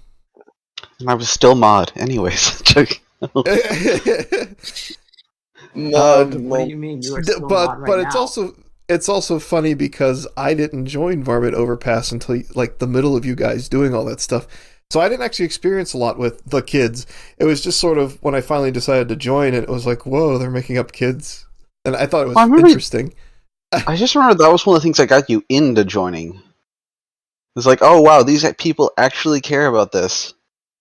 They're doing things and creating content and talking. Yeah. Can you believe it, guys? You're not wrong, because I remember, I mean, I told this story earlier for those that were here, but it was like the Varmint Overpass was created by Wonder after I asked him, well, I didn't ask, he asked if he could, and I said, I don't think it's necessary, and then he did it anyway, and I was annoyed about that, so I didn't treat it with any real respect at first, and then I don't know, yeah, I kind of got a hint of things going on in there, and it was like, oh, this is really cool, Yeah, there's this guy named Luigi, and they do art, it's kind of cool. That's pretty cool. I mean, yeah, but I don't want to get too far off, because I remember there's still the last kid, which was the most interesting one, because that's when people were starting to get more active, and like we actually voted on the name, and then I was very much in one camp, and other people were in another camp, and that led to its own results. With the Anka kids. So you talked about the... yeah, the Anka kids. So at the time, I drew one theoretical kid between Bird and Anka, and we took a poll or a vote to ask what the name would be for this theoretical kid, and it became a two-way tie between a new kid and Bastet, and I kind of liked both of the names, and I wanted to please one other person who was all for one other Bastet, so I ended up just taking the one kid and actually making them one of two twins. And so the twins came to be. That's a good solution, sure. Yeah, and I remember that was pretty interesting, because, like, I don't know, I feel like Luigi, I don't feel like you always intend to give characters personality when you're drawing stuff, but you really do with how your drawings end up turning out. It's like, you gave that whole vibe of being one sister being kind of like the coward type, the other being the strong-willed type, that whole classic trope. Like, I remember one, I don't remember which, but one always carried around a stuffed animal, while the other was always kind of more self-assured looking. The one carrying around the stuffed animal must be adorable. Child. I can find that somewhere, probably. So I've actually been, I remember for a little bit, I was actually thinking about I think someone pointed out they kind of just look like mini Anka. And I was actually thinking maybe I could do something with like Beast intersection Percy, the Beast intersection version of Percy, where I instead rewrite them as Anka and Percy's kids, and maybe redesign them. But I haven't gone through with that. I haven't gone through with it fully. Yeah, I can see what you're getting at though, since they're way more cat-like. None of this ever happened, of course. Oh yeah, for you people, if you want to see what best Ted on a kit looked like here, I'll share that in our lounge chat. And I will look at it as soon as I'm in a... He's sharing it in VC text. Yeah, sharing it, the secret, the lore. No one else gets to see it. Hidden lore. Join the server if you want it. That's right. It just says click to see attachment on the stream. Click to see attachment. Chief and Coco, because when Coco were also a thing at the time. Oh, right. This Wonder that started it first. Yeah.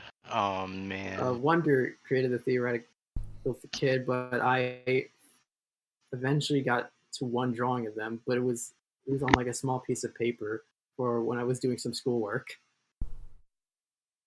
Because I couldn't think of anything.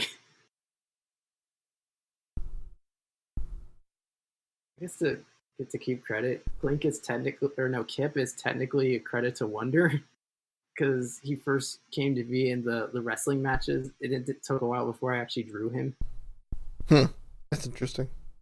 And I think it was funny trying to the naming conventions for them, because I was just trying to make engineering jokes or robot jokes. Engineer gaming. Because the name Kip, I looked up like an engineering term. Apparently, it stands for like the weight of 1,000 pounds. That's a heavy child. Are you saying that Bird is fat? How unfortunate. No. Oh no. We have to think about it this way, Bird is made of metal. That's true. The canonical Bird is a metal body. It probably would be extremely that's heavy. Well, I mean, good thing he doesn't top then. No. Remember, it's detachable. It doesn't matter. We're still on stream. It's okay. It's fine. No one snitches here, definitely. Yeah, but anyways, check out Launch 1. You'll see the image I shared. And join the server if you want to see more lewd imagery. Oh, well, no. Don't do that for that. The flood begins. That's not. Well, yeah, admittedly, there are some lewd images I've drawn on No. the server that are not publicly available. I mean, who hasn't drawn a lewd image or two? It happens. Mine are mostly in Gardic, I think. The Gardic Friday session. Mine are mostly halfway memes. I'm back. Hi, back. Hi, back. Actually, I'm dead. Yeah, kids. Hi, back. Can I actually ask a question about Izel and Vanderk? Oh, yeah, those two. Yeah. Did you ever intend to do a season 4 of Starbound? And if you did, those two ever intended to be the stars? Guess if you don't mind me asking. We're talking about the kids were season 4, right? Yeah, I think they're meant to be season 4. That whole Arcana arc. Arcana. Yeah, those were good episodes. So what was the question exactly? I remember at the time I drew a theoretical child between Faye and Zam. Oh right, okay, yeah, that's what you're saying. Did I have any influence on the design? Yeah, you did. You actually did. But wait, which one? If I'm trying to remember which slide that was inspiring. Wasn't that similar to Tech's character? Van. Was it similar to Van? Damn, Vaniel. Van looked like A but a guy, and Izelle looked like Zam but a girl. I mean that kind Vanderk, of the full name is Vanderk Shar. Yes. No, yeah, but you did draw a kid, and remember that was being kind of inspired. I was just trying. Because Sam didn't have his own last name, did he?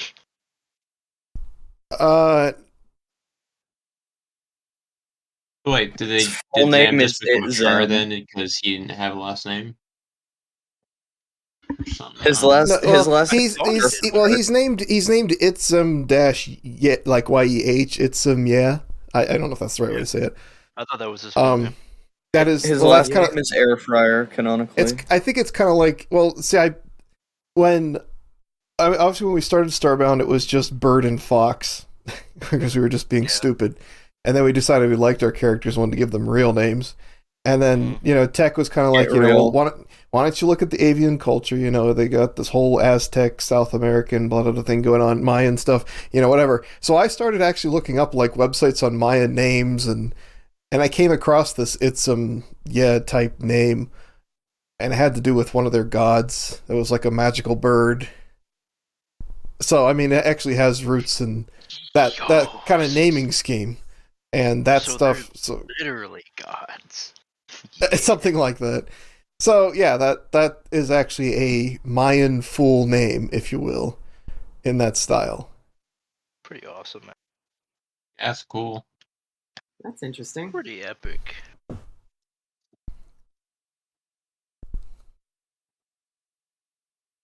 Pretty epic. So, just considered a cultural deviation.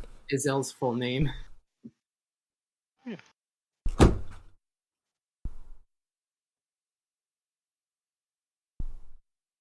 Okay. Oh yeah, because it's El Nahuatl or whatever. It was the same pattern.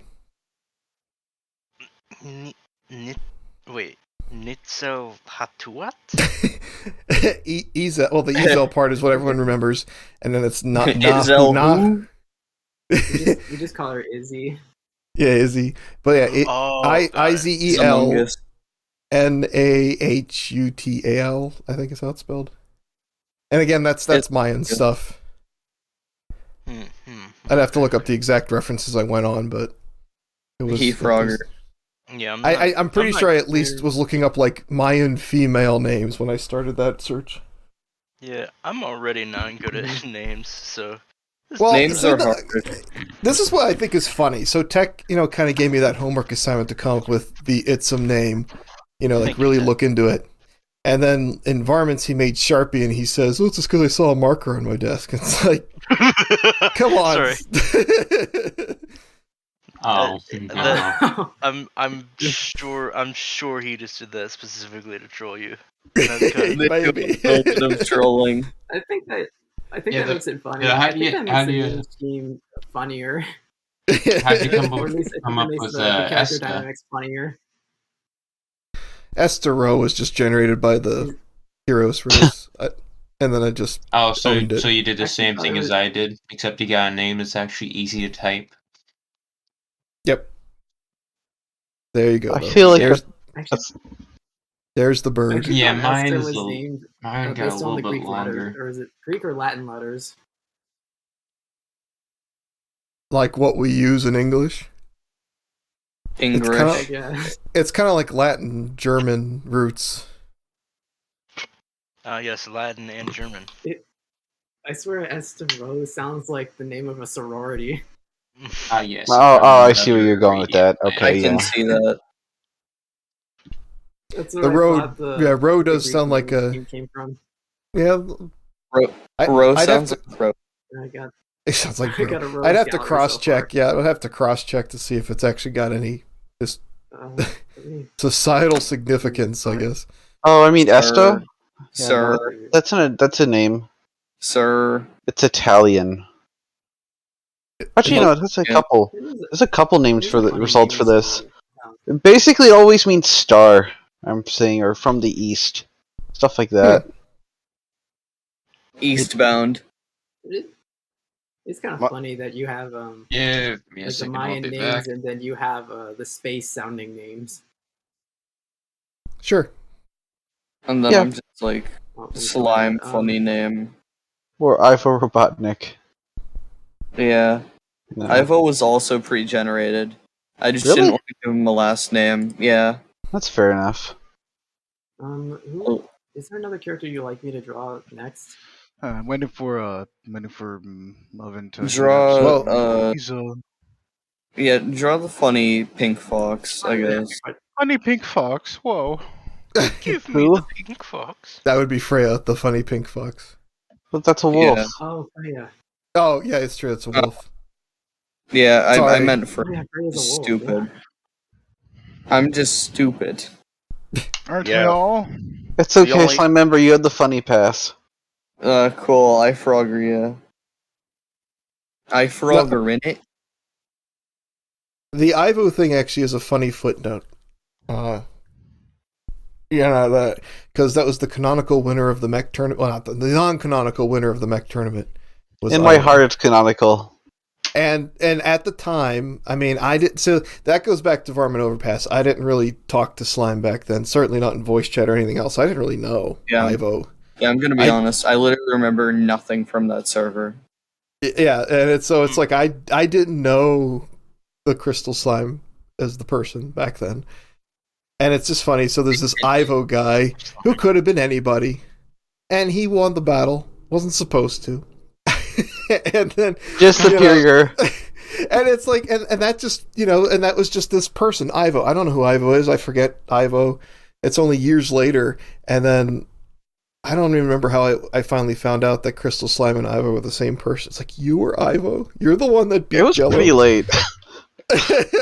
We do a little bit of breaking the story. I just remember, like, someone invited him to one of my servers, and, like, we kind of just started getting to know him there after, like, 'cause he joined game nights. And that's a trend we even continue now, but it was just like, oh yeah, there's this guy. Oh yeah, he keeps saying Among Us. He's kind of annoying. Okay, well now it's kind of funny because it's getting ironically funny they saying it so much. And then it's like, okay, well he's actually kind of cool. Now let's hang out with him more. And then, here we are now. The good ending. The good ending. That's yeah. an accurate No. summary. Slime, Dumb does not, equals funny. slime. Dumb does not equal funny. You made dumb equal funny. So slime I plus made- dumb equal funny. I made unfunny into the funny. That's a good way of putting it. The funny conversion system. Thank you, I funny. I think it's because it has a genuineness to it. Like, it's just slime. Like you actually you enjoy it. Yeah. Like True. some people will say memes and like don't even mean them. They're just saying it because it's popular to say the meme. But like you say it with like conviction. That is Adachi true. That is so Ohio. This is such a California moment. Yeah. That sentence that you just said is completely incomprehensible to anyone else watching this. I just pretty wanted to put much. But that's how you. Yeah. That's how you experience slime. No Yeah. one knows. that out. They just got the full experience. Maybe the universe isn't completely ready for slime. Maybe it deserves it. I'm too powerful. But no, that's like the thing is like. Shaggy confirmed. Like you gotta imagine when we had slime, like when we started getting to know him, that was all he did, and it's just like it went from like not understanding to just like, okay, that's him, got it, great personality. Yeah. 10 out of 10 personality, really dumb. No, 10 out of 10 guy, would take a bullet for him, all that, Yeah. Who's gonna say Among Us if we don't, So high priority list Hopefully there. Nobody. Nobody says I'm Hatman will if I cease to exist suddenly. Yeah, you spread your infection. Honestly, Bird might at this rate, the way you're corrupting everyone. Yeah, man. I was also thinking, But yeah. there's no point. You don't take a bullet for slime because bullets would just go through slime. Yeah, true. Yeah. Wasted effort. Effectively immortal. Yeah. Primordial ooze, man.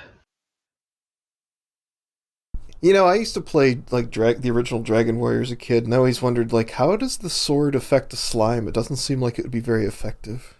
I'm just imagining it more like it's like either popping it like a zip. Well, I don't want to envision that. I was just gonna say it would slice him in half, and then there would be 2 slimes eventually. Oh no, double the funny. Yeah. That would be like a mitosis situation. But yeah, actually, toward what Hatman said, it could be like a thickish skin with the slime gel inside, and you break it, and it just. Well, you can also see. Well, remember, because you always get like in like the games when you like kill slimes, you get like slime goop sometimes, and it's literally just like shown as like a splatted like paint structure. So something tells me the slime didn't turn out pretty on the other end of that sword strike.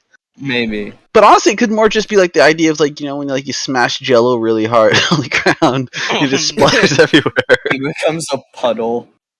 Yeah, unfortunate. There can also be internal damage, I guess. Yeah. What? I feel like there's like a stuff inside the slime that doesn't react well to being cut or split or shot or damaged. Yeah, that's true. The real secret is he's just allergic to metal. Yeah. It's the allergies. It's just allergies. Listen, I am allergic to metal only if it moves very fast or it is very sharp.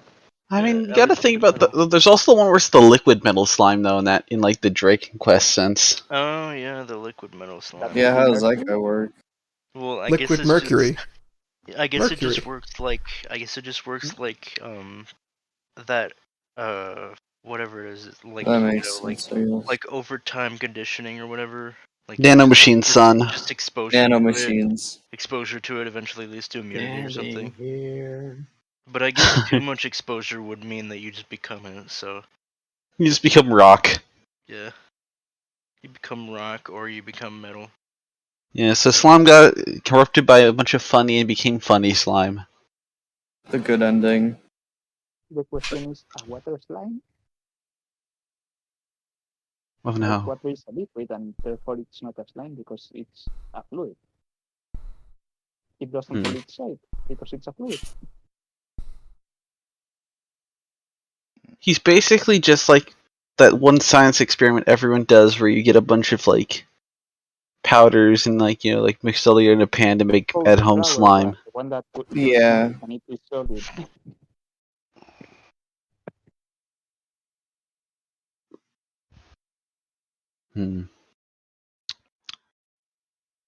Monkey.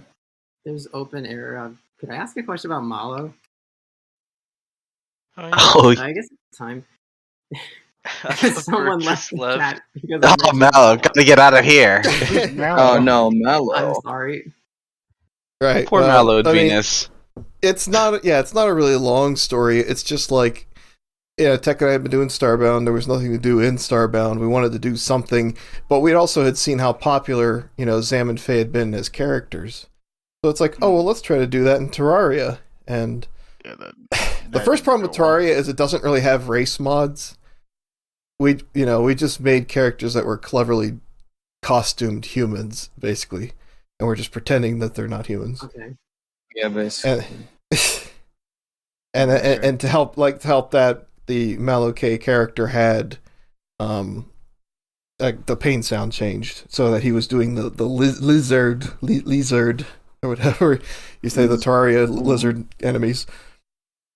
And his name actually came from a Doctor Who character. Did it? But very few people knew that. Really? Doctor Who had lizard race people that lived underground, and there was one character named Malokay, and that's what I stole it from. But anyway, so those were going to be our characters in Terraria, and we're hoping to develop them. That's when we realized that the reason Starbound worked was largely because we could react to the environment. There was NPCs and settlements and story and all that stuff. And Terraria doesn't work like that. The NPCs in Terraria are very boring. You're stuck on, one fixed world.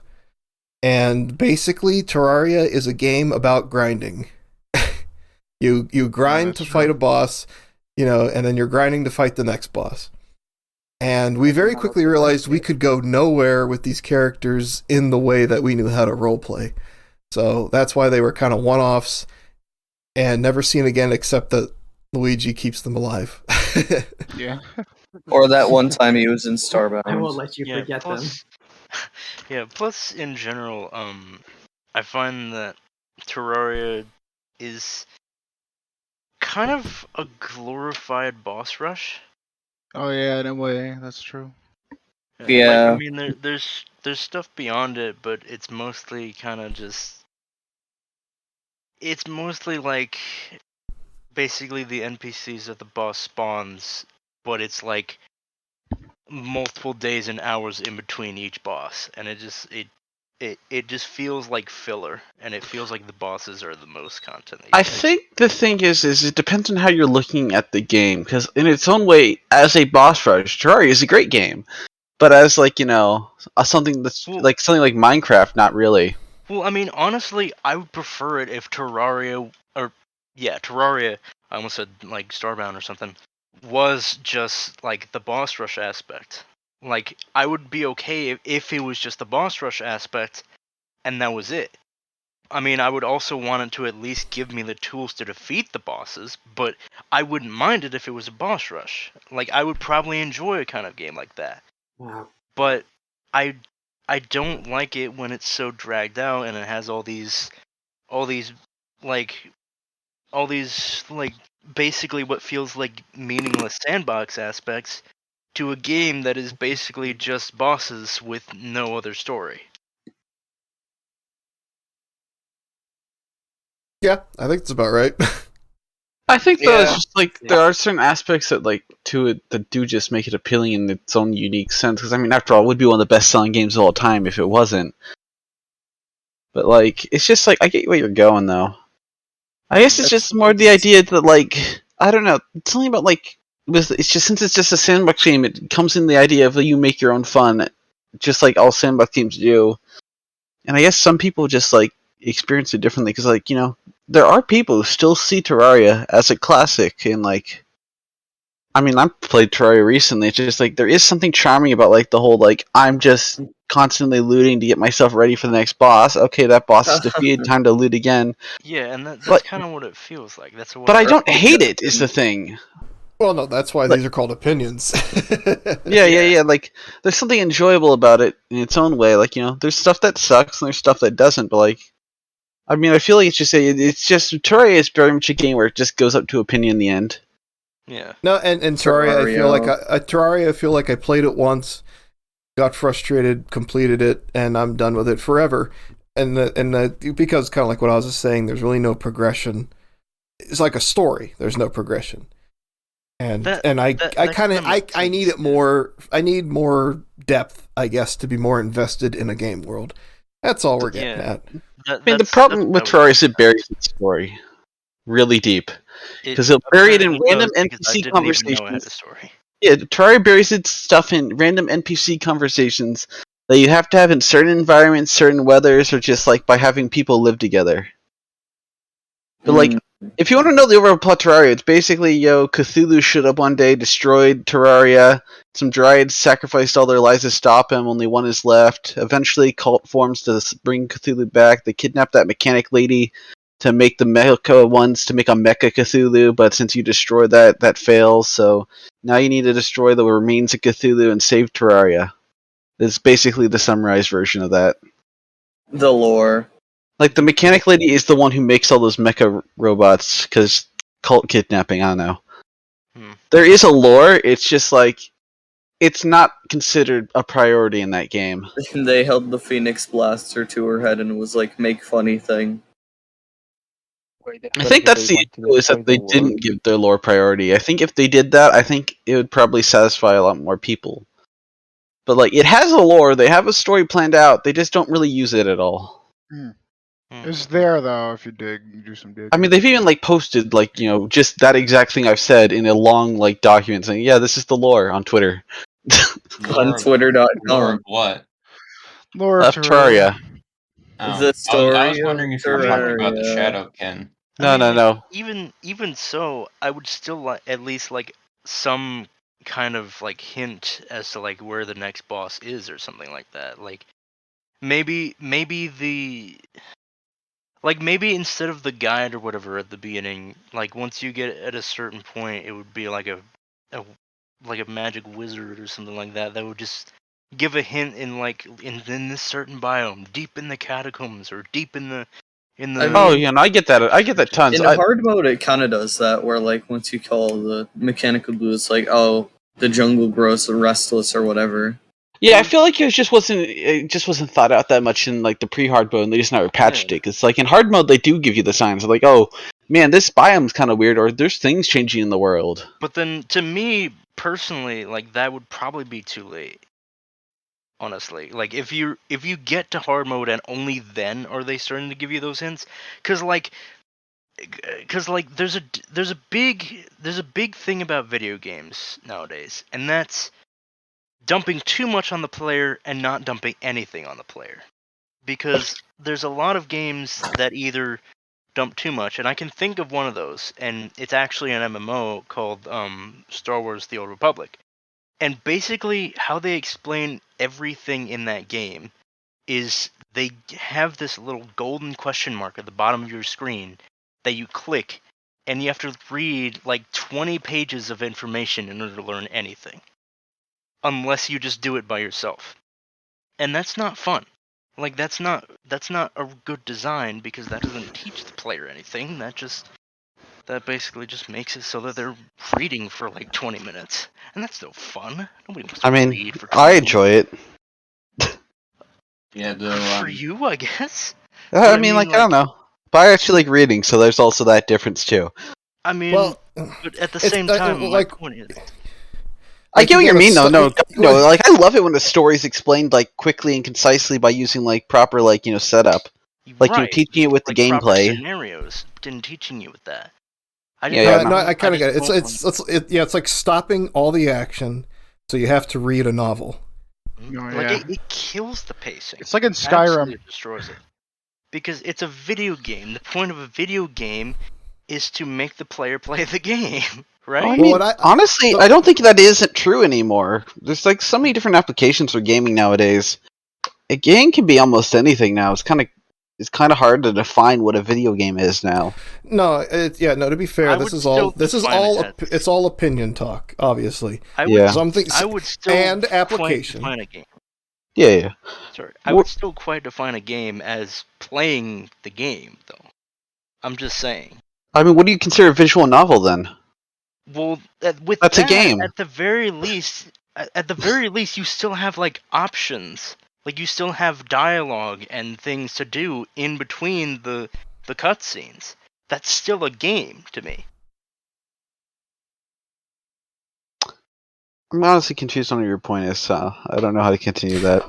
Well, let's not. Visual novels are a weird aspect, but no, I understand. Like, you have the game, you have to stop, you have to read a whole bunch of stuff. The other method is, and the one that I like, the people who are writing the story, you write out your story, like you write out your history, top to bottom, all the stuff that's happening, everything that has happened and is happening. And then you interleave that into the game, because it's like the characters in the game are living that reality. They don't have to sit there and explain it to you. It's like everybody already knows. And that was kind of my point. You're living it vicariously then. Mm-hmm. Basically, what I was getting at is I want to like play the game, but that can constitute for like having characters and dialogue and just experiencing the world. That can still be a game to me. But like reading through the mechanics of the game, that would be something I would do outside of the game, not when I'm trying to play it right now, basically. If I wanted to learn more about it, like get seriously competitive about it, I would do that outside of the game. But that's not what the Old Republic was doing, is my point. If that makes any sense. And I would kind of prefer, and on the other side of the spectrum, one game that I don't think explains anything to you really was the old version of Minecraft. Like the old Minecraft, if there was a hypothetical where you had like no internet, no people to talk to, you were basically just like in a random field somewhere, and your only satisfaction was this one little laptop with Minecraft on it that could barely run, then you wouldn't really know what to do, rather than just go around and build and mine. Like, you wouldn't really know how to get to the Ender Dragon, you wouldn't know what a stronghold is, you would barely know what the Nether is unless it was like on a painting somewhere. I think that's actually just, well, like, not really your problem, but like the kind of the point almost is like I think you just don't like sandbox games, because I think like the whole idea of sandbox in the end is like you experiment with what you're given in order to like see different reactions happen. The environment changes because of this, or like, hey, I didn't know I could pick up a lava in a bucket. How does that make sense? But I used the bucket on lava and it worked. It's like the idea is just like it's enough experimentation, like like monkeys with typewriters in the end. I feel like that is part of the charm with some of those games. It's just like the idea of I can do this because I figured out how to do this by mistake. I mean, I don't have a problem with that. I just I think for what he's talking about, like getting to the end, that probably gets to be esoteric. Lava in a bucket, that's something any person could come up with.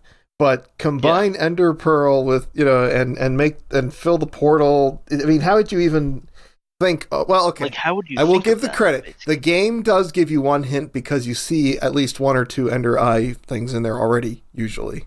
So I guess as long as you also just like the idea is that you throw the eye and the eye leads you to this place, and then also you put the eye into the thing with the things in it. Well, but you don't even know the eye exists unless you somehow figured out that the Ender Eye you could craft the Ender Eye in the first place. Yeah, no, I think it's a flaw with the original Minecraft for sure. But like, I mean, at the end of the day, that's why they added like the whole like thing with the crafting book. I think the idea is like, I feel like it's just it feels like I feel like the issue with both Terraria and Minecraft is when you get with Sandbox, it's like you make something and it kind of gets away from you, like, and you get used to relying on the fact that this game's still in beta and like the players. They all are community, so they're sharing that information. So, like, it's okay not to give that information. I think it's more just a flaw of how the development cycle works for those games. Well, I mean, this was also just like in Minecraft 1.0, really. But by at that point, I mean, everybody, like, knew basically everything about Minecraft, like how to get to the end and the Nether and all that. But even in like 1.0 Minecraft, like that wouldn't necessarily happen. I think it's just a thing they're cleaning up now, though, because like if you think about it, like and with the more I'm glad about that. I'm glad. Like, really. Yeah, like with the idea of like, oh, now you can find wild broken nether portals. You're like, oh, that's a weird shape, and that's awesome. I love that. I think I think it is a problem. I'm just thinking it's more like a thing. It's like it wasn't intended to be. It's more like a process of development. Like it was like this when we made it. We didn't realize it was an issue because everyone was using the wrong data. I can get that. Like, I don't think it's a good thing. I think it is a good thing that they fixed it. I just think it's more like it's a forgivable offense because you're so caught up in making something that you don't realize all the things you're not explaining. Is kind of the thing. I can get that. Yeah. I think it doesn't help that we jumped like genres too. Sandbox games have sandbox game problems. And games, and then like the MMO is dumping everything on you. I was basically just using both, like regardless of their genre, to explain how I don't like it when a game over-explains to me, and I don't like it when it under-explains to me. Like my issue wasn't with either of the genres; it was just with how the information was presented to the player, really. Whether that's too much or not at all. I think it's still the same answer, though, is the idea of like how it went with the development cycle. Because like I've made like my own narrative games before, and I always run into the issue where I realize something where like if I'm trying to explain a lore thing, I'll like realize like way too like, oh wait, I just made this last guy give out like 20 paragraphs of dialogue.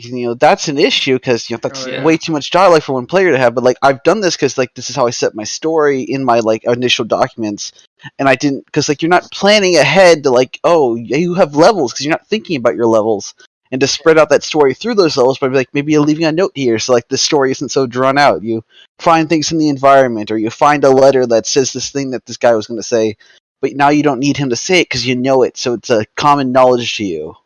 Yeah, it's the idea is like I think it's just more like it was designed with a story in mind, and then they didn't design where that story should go, and they just crammed it all in. Is what I think is the issue. Because that happens a lot. Of Dungeons and Dragons, like there's this one guy and he was talking about how like you don't want to dump your exposition too much in the start of it. Like and he does this funny little example where they're in a tavern and then he's like, "Yo, I heard the rumors about this castle over yonder. I was wondering if you could tell me about it." Oh, the castle was and just goes off on the entire like history of the entire world. Oh, man. Yeah, Just in the- they could have just left it about like at rumors of a castle, and that would have been curious. They could have. Yeah. To Of course, like, yeah. Like and the tavern keeper, of course, would have said what he knows, which is not much, all things considered. Yo. Hello, Shay. How you doing? Hey, Shay. We're having serious game discussion about why all games suck. Oh, cool.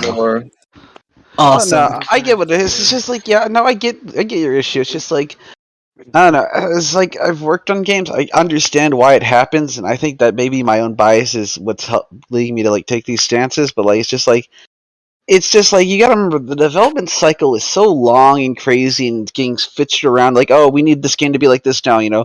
Maybe this was really even supposed to be a platformer section for some reason. Oh, wait, this isn't a platformer game. Why are we doing that? And so it's just like things get switched around and change hands so many times that I just find it understandable that there are going to be things where like, okay, we're out of time, we're dumping it all here. Yeah. Like it happens. It's not good that it happens, but it does just happen. It's a product of time. Yeah. It's just like with the Minecraft thing. Everyone's so used to like looking it up online or having a friend that knows how to do it that they don't think about. Oh yeah, we should probably imply how this works in our game. No, John, who works 9 to 5, will surely know the answer to this unbelievably complex puzzle that you would never figure out ever. I mean, no, it's more like little Timmy, age 4, who stole his dad's Xbox, would know how to solve this Rubik's Cube. Joseph would surely. It's not even a Rubik's Cube though. It's like a 24 by 24 Rubik's Cube. That's the thing though, is it doesn't have to be a hard puzzle to be hard. That's the thing though, is like, I mean, think of all those times where DMs are just taking those puzzles for the dungeons out of a book for 5-year-old puzzles or something. I mean, no, like I've overcomplicated a puzzle in D&D. Trust me, because like you don't have the visual aid. It doesn't. It's like you can like take you can take the easiest puzzle, and if you have to mentally imagine that's gonna go forever.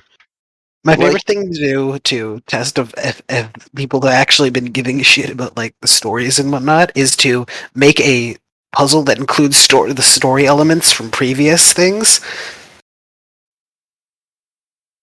We do a little bit of trolling. Yeah, my cat is meowing. One sec. That makes me think of the one part in Sun and Moon where Hao is about to say something, but then if you keep spamming A, you'll say of course, and he calls out the player for just spamming A during dialogue. Yeah. To be fair though, Pokemon does not lend itself to not spamming A. Yeah. In a moment. Sorry if I interrupted somebody else. No, you're fine. Now I'm just thinking about the whole, like, oh yeah, Leon has a Charizard. He's the champion. Charizard, Leon, champion Charizard. Just like Leon, just like stuff like that. I hate in games, like where like the opposite of an expedition. It's just dialogue to fill dialogue space. Exactly. This is a certain shield moment. I think Alec was gonna say something. Yeah, sure, Alec. Go on. I play Elite Dangerous, which is to people who don't know, it's kind of it's a spaceship simulation game. And the thing is that there is a story in Elite Dangerous, but you only get it through news reports. Like everything, like you look at like stuff like happening, like, oh no, the Emperor of the Empire has been kidnapped and a bunch of senators are being dicks. As usual. Yeah, and that can be okay. If it's handled well, that can be okay. I mean, I think that's also like there's plenty of games that do. Like I'm thinking of Spelunky almost. Like how much of Spelunky does it just outright tell you, oh yeah, you have a story here? Like nothing. Nothing. But the thing is, in Elite Dangerous, the story happens like in spite of the players. Like I'm not doing anything for the for like any of the galactic superpowers. I'm just like most of the time I'm just running war for the player faction I'm in. But at that point it's more just giving life to a universe rather than just like that's just extra polish in the end. Like I could make a shooter game, and then I'd realize, oh, this is a really fun shooter game. What's it about? And then I realized, oh wait, this is not about anything. So now I have to spend some time, throwing some like little posters together, or leaving some signs around that like give the player an idea of, oh wait, there's something going on here. I'm doing something, or there's an effect that I can't control happening. So I at least understand that this world's alive. The people are buying my space trash because they need space trash to make space guns. Stuff like that. Well, maybe they should make more space. They need space trash for their space London. Yeah, exactly. I kind of thought you were about to just say they need space trash for their space trash. Yeah, they need space trash for the space trash collection. They need space trash to post on space Twitter. Oh God. Twitter, but even worse. Twitter. Anyways, no, but I don't know. Yeah, it's just like things. Sometimes a story just doesn't matter. Like, I feel like a good example of like how stories can like go from like nothing to just way too much is FNAF. Yeah, literally. That was not built for a story in mind, and now we have MatPat on episode 53 of explaining the FNAF lore. MatPat sketching together his FNAF timeline for the 53rd time. I feel like it's just like, they wanted Scott was just making a latch-ditch horror game, and then suddenly, it needs to have a story, and now we're so far deep in that we don't even know where it is. I mean, it kind of did have a story. Kind of did. Oh no, it doesn't. But it's just not. It's built endlessly now because it needs to continue because popular IP is popular. And I think they're just gonna keep resurrecting people. I always come back and all that, but like I feel like I don't know. That type of stuff is just like, yeah. That's the same thing with like I guess we go with like the whole Back to Bird is just like. With like how some of the characters are like, oh, the Shar family, with varmints. Now we're implying that like, oh, it's not just like a random family. No, they actually own things. They have running operations. They have jobs and relatives. Maybe there's connections. Like it doesn't need to be there, but it's nice to have it. Exactly. True. But now you're talking about our story-based series that actually are supposed to have lore. Well, no, but I mean, like the idea of like background padding story, rather than like the idea that like sometimes a story can be unrelated entirely, but still be a feature because like it helps pad out the universe and explain things a bit more. Well, yeah, like, but it's part of the character's backstory. It's the family Phaedria comes from. It's the family Trema still is really a part of.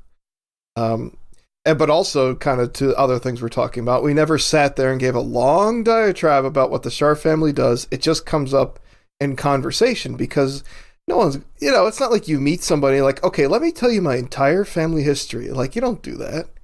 You just talk about stuff that, you just talk about stuff that comes up in conversation. Yeah. But that's what I mean. Exactly. Conversation. You definitely don't make like a 6-page lore dialogue thing and then bury it in your Google Drive and then never share it. Definitely. Exactly. Well, never explain it. Yeah, never explain anything. No. Then again, I remember when we had the whole like Cujo meme for a while. It was like the idea that like, oh yeah, he's actually really rich, but like he just prefers being homeless. Well, the original idea I had was he was actually the ship's mechanic, and he was still working on it when it was hijacked. But then everyone just thought he snuck onto the ship, and I thought that was way funnier, so I went with that instead.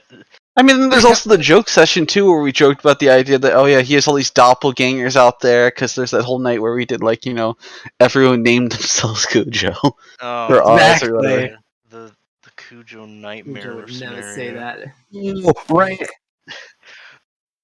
The sea is filled with homeless people. The space homeless are everywhere. It's a real issue. I don't know why that's so funny. The space homeless. They're not like regular homeless. They're homeless, but in space. Yeah, they're homeless. He's in the asteroid. The sad thing is now all humans are basically space homeless if we think about it. Because all the humans lived on Earth for the most part, so that's a lot of space homeless now. True. Imagine being human. Imagine playing as a human character in space game. Yeah, that's always a big one to talk imagine. about. Why would you do that? Why would you Does do anyone ever that? feel the desire to play a human in space game? Give me a No. reason. No. All sorts of things, like in Starbound. I should eradicate Humans all have humans. restrictions. We should and stuff. eradicate all the humans. I love how humans were supposed to be like super extinct after like Earth died, and then like they didn't. They didn't. Wait, one moment. Sorry. Wasn't the whole motive for the cultist and all that to eradicate? Yes, the whole point. That's why I hate the lore of Starbound. So they killed the planet with. Can we just make like new lore of Starbound that's like better? No, the thing I hate about Starbound is that its entire lore implies that like the cultists are pro-human cult that wants to eliminate all life that isn't human, and yet they destroy the one planet where 80% of human life lives. Yeah, it's so dumb. It's so dumb. Honestly. They were It was a probably, misinput you know what? They were compound. high when they made that decision. Okay, the cultists were Yeah, probably it was a high. misinput. They meant to hit like It was a misinput. Yeah, now just avian imagine. head. I'm back now. I had. Listen, if there is anything that I know is that sometimes you have a little piece of friendly fire, and sometimes It's a little bit you of end up trolling. in a Korean airliner. I mean, I'm not going to defend. I'm not going to defend the space Jesus lore of Starbound, but I think Yeah. it's more because of like ideological differences, where the Protectorate was actively going and trying to make friends with other races, while the cultists wanted to exterminate all those. Yeah, I know, but it doesn't make sense still. Xenophobia, no way. And they're like, because like the whole thing's like, oh yeah, my family was slaughtered by a group of multicultural aliens, and for some reason that means I need to hate all aliens. So now I'm gonna pretend to be nice to Esther, and then I'm gonna murder Earth for some reason to get back the aliens. Because how dare they? We live in a society. That sounds kind of space racist. That's the whole point. It's space racist versus space Jesus. That's the plot of Starbound. I'm spacist and I'm winning. No, don't say that. Please. So we're live. You can't say that. They can't know the truth. People They be like, "You're racist." They Yeah, don't and know I'm gonna the win. in-joke. Yeah. Well, I think I'm gonna have to. I'm gonna have to time you. Yeah. We actually give Shay mod now. You should give me mod. You should give me mod so Shay can't time me out. No thanks. Just a battle of everyone. Can you make me mod so the other mods can't punish me? Yeah. I mean, I could that's still. the entire point. I mean, yeah. As Jay's saying in the in like the lounge for some reason, supremacy and Izzy do go hand in hand. Like, you know, it's like and that stuff into the real world. People do not realize how stupid they're being with some of their idiocy. Yeah. The ideas you pursue sometimes cause more damage than they prevent. And I don't know, but I don't think I'm going to give. I don't think I'm going to give the Starbound team the credit of thinking that far ahead. Maybe You know, Rising. Maybe it was just a silly little moment. I think they just didn't care and they scrapped the good story. Is the better way of looking at it. They did. I love how their quote unquote story update removed any actually good story. Yeah, that's right. That was the story update. What are you The beta story actually went hard. Is basically what we're talking about. It was so much better. Man, I feel like it kind of sucks that they like couldn't do like. I feel like it was just they just couldn't do what they set out to do, so that's why they made it simpler. They took advantage of too many young kids and like, okay, we gotta just throw something together real quick. Yeah, Starbound. Brainstorming. That's so much potential. I've been brainstorming like forever on how to actually like, how you would actually reincorporate the beta story into Starbound. Beta bound. I mean, you could really. It's just the thing is, you need a lot of people. Yeah, We should do that. We don't have enough people. I have been playing like a bit, but it was just like it would need to be like a post game thing, and there would need to be a couple retcons. Mainly concerning the cultists, because my god, I have no idea what they're doing. I mean, it's not like, but the thing is, it's not like that stuff hasn't been done before, though. There are plenty of like games that have mods that are like, oh yeah, basically we changed the entire start of how this game works now. We use the game elements still, but basically we've just retconned everything that the actual game has in order to make it our version. That's why I wouldn't make it post game. It would be regame. Start over. Just remove the actual story. I mean, they do that with Fallout all the time. There's plenty of Fallout mods like that. Oh god, Fallout Frontiers. Oh jeez. We don't talk about that. We don't talk about that. Talk about Fallout. Anyway, I mean, I think it would be okay if it was retconned that the cultists started the intro, like summoned the beast, and they would just I mean, the thing is, there are set things in the old story where it's more like cultists capitalized off the beast rather than directly involved. That's what I was talking about. Basically, is just like maybe the cultists thought this was the Lord and Savior or whatever instead of something they actually summoned, and I think that could work better. Just make the entire cultist plot the story of Mandela Catalog. Yeah. I mean, a lot of the thing is just like a lot of the beta stuff is honestly more implying that like there are other people involved with the creation of the rune itself rather than like just the cultists. It was more of a group effort, you know. We all chipped in on our project. Yeah, exactly. And it's a series of events that led to that result. Yeah, personally, I think it would have been trolling. I think it would have been really good if that that collective of like 5 or so members, and it was like Greenfinger and Thornwing and Big Ape himself, and Monkey. then like 2 other people. You know, not Pick one for each race. I forgot his name, but he did a really good video about how. Oh, trust me, everyone in this call, or at least like all the main people I know in the Varmint series, have watched that video. I know what you're talking about. I'll need to see. Time to Disturb Bound, that one? Yeah. I'll need to watch that. But anyway, we watched a lot of Starbound, like what happened, how they ruined it, blah blah, all that Starbound. I actually haven't watched any. Starbound. Okay, Oz, get your research on then. Alright, I will. Yeah, get but your anyway, lore on. My point was, I feel like if you know what would be an amazing mod for Starbound? Pipe bomb mod. Just a system where you could look up the planet you want. But it's randomly generated. Yeah, it's randomly generated. But it's all a pipe. The whole point is the exploration of Starbound, though, so it kind of takes away from it too, though. Yeah. But then again, I don't know. Like, there's plenty of I actually don't Exploration mind. is nice, but it's also not so much when I cannot find a planet with Voltium ore. I actually don't mind going to different like galaxies and trying to. What is that? Okay, who's in the 1900s? It sounded like an old timey phone. Alright, who's in the 1900s right now and needs rescued? We're back in 1920s. Oh boy, that's bad molasses. I seriously don't know what that was. I'm sorry. Have you seen that video of the little kid dog going, oh boy, that tub of molasses sure does smell delicious. I'd gladly swim in this stuff if I get the chance. I have not seen that yet. It's reference to apparently a molasses flood that killed 150 and it killed like 20 or something. I mean, a lot of things killed a lot of people back then. No one really had safety standards. I know about the molasses flood. It's kind of funny to describe it, but it was very destructive. I know about the molasses flood. What I was gonna say is if the Starbound team weren't terrible, I would be worried about being like, oh, we fixed your story kind of people. But the dev team is what it is, so I don't feel bad. Then we also think about like the whole. like the same thing with like fracking. Like certain people, you can't change things about that too much. So same idea. We fixed Fracken's story. We fixed your mod. Fixed Fracken just in general.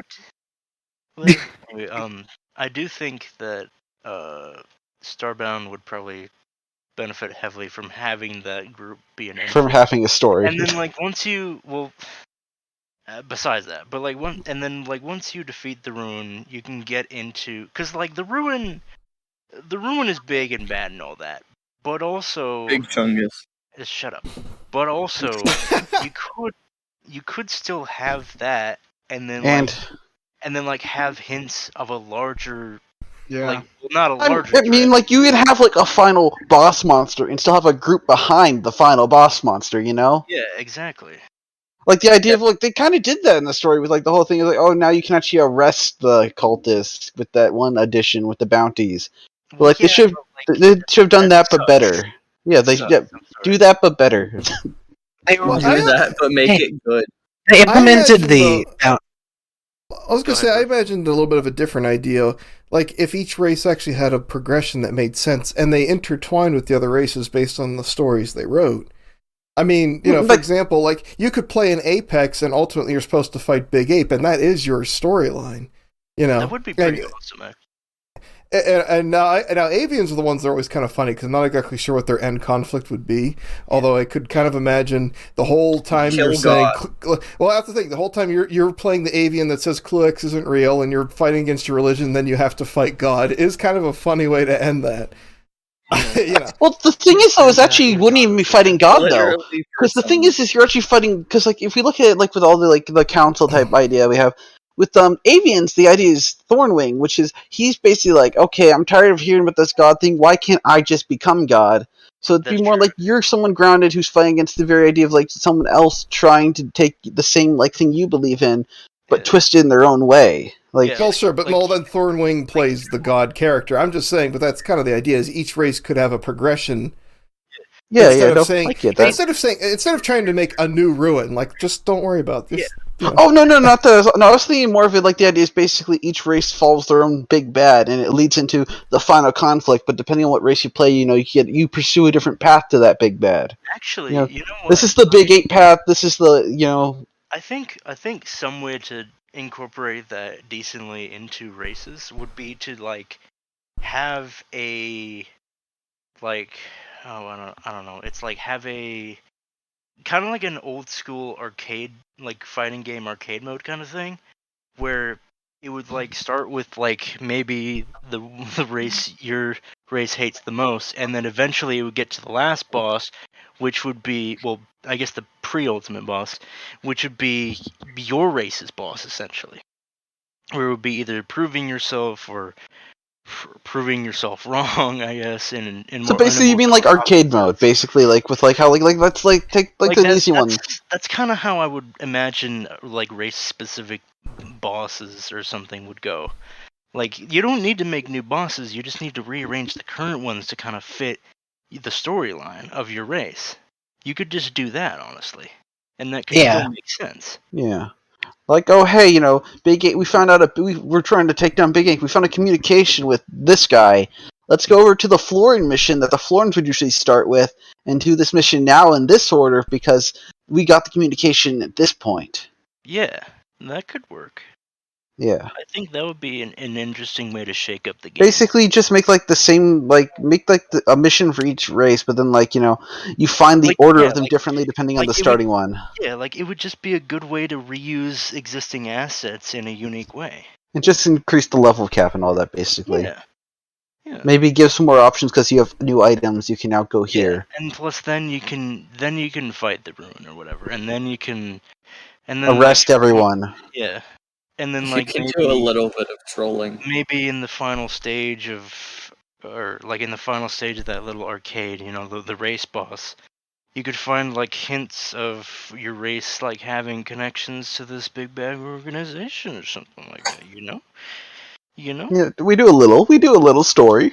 We do a little. Yeah. We also need to remake Ruin in general, so.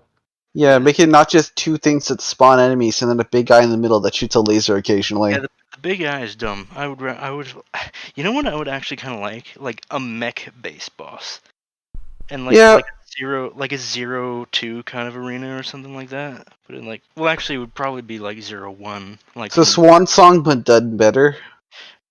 What is Swan Song? Swan Song is the final boss of the Bounty DLC. Oh, I've never gotten that far. It's basically they get a mech. Oh, okay, cool. Then I guess maybe. Or maybe more like how Shogard does stuff. Shogard doesn't actually have Shogard that doesn't different, have a fight, does it? I actually haven't finished Shogard. I should probably do that. I tried to finish it, but then I just caught it. There was a glitch and I couldn't. Did it crash you when you were trying to do the funny? That just happens with everyone. We couldn't solve that. Just a door went open. The door wouldn't open. Door stuck. Door stuck. Door stuck. But well, yeah, that was the I don't know. last server, right? Current server shouldn't do that, I don't think. I don't know. We never figured out exactly what was causing it. Yeah, well, I mean, just because I haven't played Shellguard in a while, but at least when we did it for the Starbound series, it worked. It was Jello's mod pack caused the problem in Shellguard. Blame Jello, yes. That's the end of the day. At the end of the day, everyone blame Jello. That's kind of rude. No, it's not. Fine, blame us. No. It's okay. We pick on Jello all the time. It's just standard. I mean, we pick on Jello. We pick on a lot of people. Look at Oz. We've destroyed the man. About Esta. Did you ever expect Jello's character to kind of have a thing for Esta, or is it just a gag that you just started rolling with? That was definitely we told you improv. nothing was planned. Yeah, it was definitely improv. That was not something specifically planned. I'm trying to think. Well, okay, I think here's how it kind of developed. So it's like, first of all, I started doing bar scenes, where Esta would get drunk and get flirtatious. Gray was probably the greatest example, drunk enough to join me on the dance floor routine. And then Esta wound up naked in Cujo's room. And, so there was stuff like that. So it was kind of suggesting that Esta was sort of loosey-goosey with the crew. But I don't know, for some reason, we always pick on Jello in any circumstance. Basically, the thing is, we did that all as a joke with no actual intention. Then Jello's like, "Okay, we should do that with my character next." And it's like, "Well, now you're asking for it, so we don't want to give it to you." Yeah, that would make sense actually. You were asking for it, so now we don't. We're going to do the exact opposite. She's not interested in you at all. We're going to try to because that's why it was going to be funny when it was Esta's mom was finally the one who'd sleep with Jello, because the idea was just that Esta's mom, I forgot about that. That's its own twist on that whole situation. It's just the idea Esta will never ever get with Jello. Yeah, the lore. Yeah, and now that it's a thing, it's we actually kind of plan to keep going with that. It's Esta and Jello will remain really awkward and they don't really like each other. And then Esta's mom was going to become a canonical thing, which would, of course, further make Esta and Jello. Oh my God, Esta and Jello divided, and then I don't know. But then at some point, I think they'll kind of. Well, I probably have to accomplish. I think the thing is, it's more I think we should go for more of a thing where it's not them getting together, but rather it's more realizing that they don't need to get together to like each other, or they don't need to relation. You don't always have to have a relationship with someone. You can still get along with someone without having to go oh, you know how to bang them, and you don't have to be in love. You can have friends. Friends between sexes exist. What if I want to bang them? I didn't say I don't think Esta's in love with any of the crew particularly. Of course, no. That's what I'm saying. It's the whole thing. It's it's platonic for Esta. It's platonic sexual. Well, it's this because Jello sees Esta as the ideal. Yeah, and Esta never wants to be in a relationship. No, not the Jello picks. The Gray picks I made. Honestly, I started that one with Gray that you made. That was good. I was going to say, if there was anyone that Esta seemed to get sort of close to, I think it was Gray, and mostly because of the bar scenes. But that's still. I actually think Esta and Gray, they actually look kind of cute together. I feel my implication is more just Esta doesn't end up with anyone, because Esta doesn't need to end up with anyone. We're not worried about necessarily going that far. We're just kind of saying the what ifs based on current status. Yeah, Esta and Gray were the closest thing to that, and that's as far as we need to go with that. The funny, the funny. Honestly, I didn't even take. Try it, but then it just doesn't work. Yeah, honestly, I didn't even take Esta being in Kuda's room as anything really. I literally just thought she wandered in there and then passed out. And then he came in and was like, "What are you doing in my bed? Get out of here, you woman!" by the way, I never thought you woman. Oh my God! By the way, Oz, I never realized the connection between you and that character. You do that accent so well. What do you mean you never? Because Oz is an actual voice actor, is the thing. That's me. That's me. You bollocking. Big prancing you clown. Alright, listen here, you prancy elf. I hate elves. Wow, that was Dragons. Wait, that was a Joe I'm Biden. sure is he Australian? Joe Is that Biden. a Well, okay. Joe Biden is Australian Australian. accent? I realized not too long ago that I cannot do an Australian accent because what I Then was don't do an doing, the Australian entire accent. thing, the entire accent I was doing was literally just British. British? It was Then do just a British accent. Joker It does was not British. Australian in this. I mean, at least it's not as hard on your She thought it was voices. Australian. At least it's not hard on your voice as like my Dr. Butt. Red Button. Yeah. Yeah. Or at least, you have a voice. Alec is going to die doing the finale of Farm's. His red butt. And we're banning Red Butt just so Alex's vocal cords can survive. The good ending? Question mark. I saw that skit where Alec was trying to get this weird little relic, and then apparently everyone had it. Oh my Yeah, god, we you all- do not know yeah, how much that was effort we put into amazing. that. That was a fun one. We put a That lot was- in that. And that I was messed it up pretty funny. twice. It was really funny. Bloopers. The bloopers. Yeah. Listen, that was a lot of pre-planning. You have no idea. Yeah. Wait, didn't that? Well, that didn't was the that, whole I Varmints. more about kid that- in the bathroom become Gray's best friend or something? We planned more for that bit, I think, than we did the actual content of the main episode. Mm-hmm. Yeah, I think so too. Yeah, that makes sense. And yeah, the Gray had Steve in the bathroom. That was Yeah. Hey Zbeev. Steve. Hey Steve. Hey, come back to us, please. Is basically what Yeah, I'm getting from all this. Gray was Nah. a funny guy. I mean, and He is. And I think he really jived with my humor. I think that's probably why there seems to be an Esta Gray implication. I think, yeah, I know. I know. Also Who doesn't love Gray? Also Ban that them. I have yet to meet the man. So Ban people who don't like Gray. Okay, well, it sounds like you need banned unless you say you like Gray. I can't make an opinion because I never met him. Also Yeah, thin ice, buddy. Also the throwaway line just became a whole part of Alec's thing. Like Okay, I think I got the. Oh no, I forgot. like all of a sudden Alec became like really involved with avians. Like to the point that he married one. Whoa. Wait. Oh. Oh, I didn't know Alex. Yeah, I For some remember reason, that. I was thinking of the AI when you said that. No. Bird Wait, AI. is it just funny, or It was just meant to be a joke, and then it just got out of hand. Joke turned canon. It happens a lot. Give me a Yeah. moment. do you actually like that it's avians? Yeah. Avians are pretty funny. Well, I think it's What do also you because we mean? got it's another Volpe's avian situation. Yeah. Oh yeah. There's an they keep attraction finding each between other. them. Huh, yeah. Apparently. Honestly, I think it that works well would with be the whole I think over it's a idea funny lore. thing.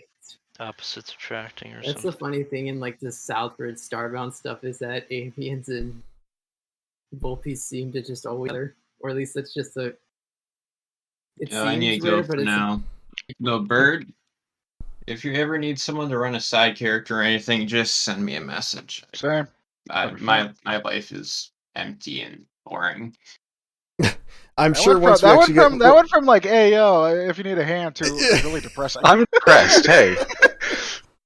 all right. No, It's not seriously. depressing. I just don't plan things that often. I get it. Yeah, the varmint stuff is kind of in the works. Once we're actually ready to execute and like we figure out what we need and who we need, we'll start putting call outs, I'm sure. Alright, sweet.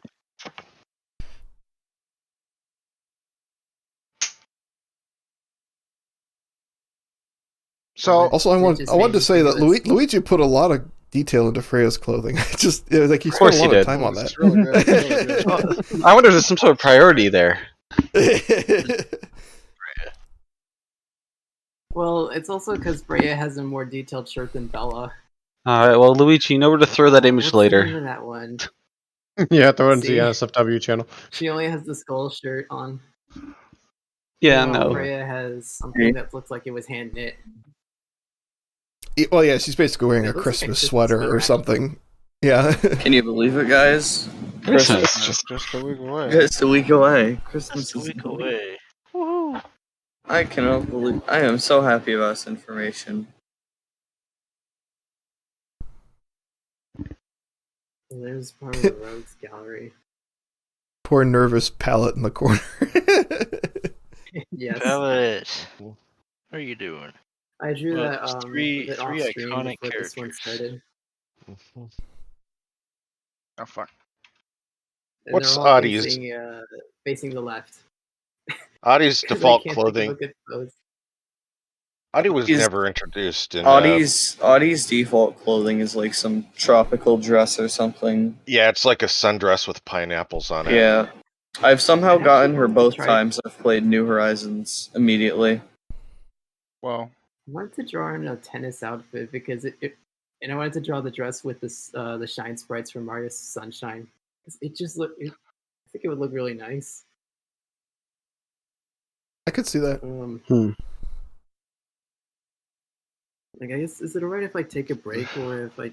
Oh no, actually, I was going to say. I mean, we've been doing this for about 3 hours, just for the sake of actually putting an end to the stream at some point. We can end it here. I mean, you can obviously keep drawing all you want, but we can end the stream and clean that up. We could, So- but we also don't have to. I mean, yeah, Hang out. we a 24-hour Mama Luigi stream. Let's go. 24 hours, let's go! Can you believe it, guys? How about we just kind of wrap this up? Luigi, is there anything? I mean, anything else you want to talk about, or like lore and stuff? I guess I want to ask, with your newest text generation, how has that been working for you, and how did you design the interface for it? Are we talking like what I'm doing with Tamagotchi, or things that I will be doing in Beast Intersection? I guess both, if you don't mind, but specifically When the beasts are your intersecting. Beast Intersection. So Beast Intersection Classic, if you will, was just piles of saved Reddit text randomly picked. There really wasn't an AI, which is what made it so hard to do, because it was like I could record like 6 hours and and I'd have just this mishmash of complete random garbage, and I tried to stitch stories out of it, which winds up to being like 10 or 15 minute product. The stuff I'm doing in Tamagotchi was GPT-2, as they call it, which actually does have some intelligence behind it. It's not the best of the best, but it's the best I can do with my cheap hardware, without paying expensive cloud fees and stuff. Anyway, the new Beast Intersection, what I did is I created an interface where I could use either one. I can roll the dice on the old random picker. I can push text through the GPT generator. And either way, the output is given to me, and I have a chance to edit it. So either I can re-roll because I didn't like it at all, or it's like, okay, this is really close, but I just have to fix a few words. So that's an actual UI, but that's why that Beast Intersection isn't running inside a Nintendo game. It's now my own code outside of it, so I can pretty much do whatever I want. And wait until you see Pietro in that software. Oh, I know.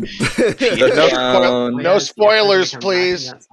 No spoilers, please. No spoilers. Didn't you just spoil it by just mentioning whoever that is, though? Who is Pietro? Well, Pietro's just an Animal Crossing character. It's the clown sheep. Yeah. Oh, right. I forgot that there was the mouse and the sheep. Whoops. What mouse and sheep? Tune in next time for Beast Intersection 3.0. You will have your socks absolutely rocked at this new development.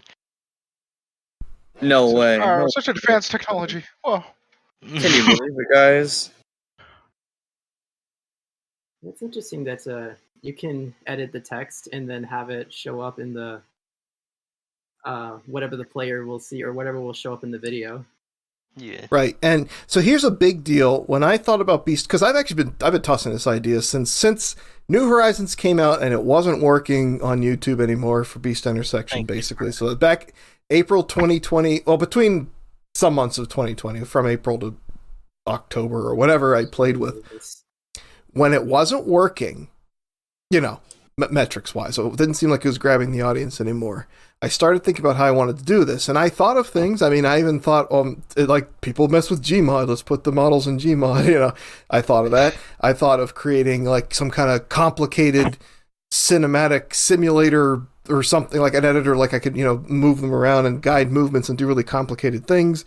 And it's like when I really thought about it, it's like the core of it is this is like an alternate universe Animal Crossing, where instead of being all, you know, happy, water the flowers, pick the fruit, they're just living in a decaying society, and they're miserable, just like the rest of us. Sir.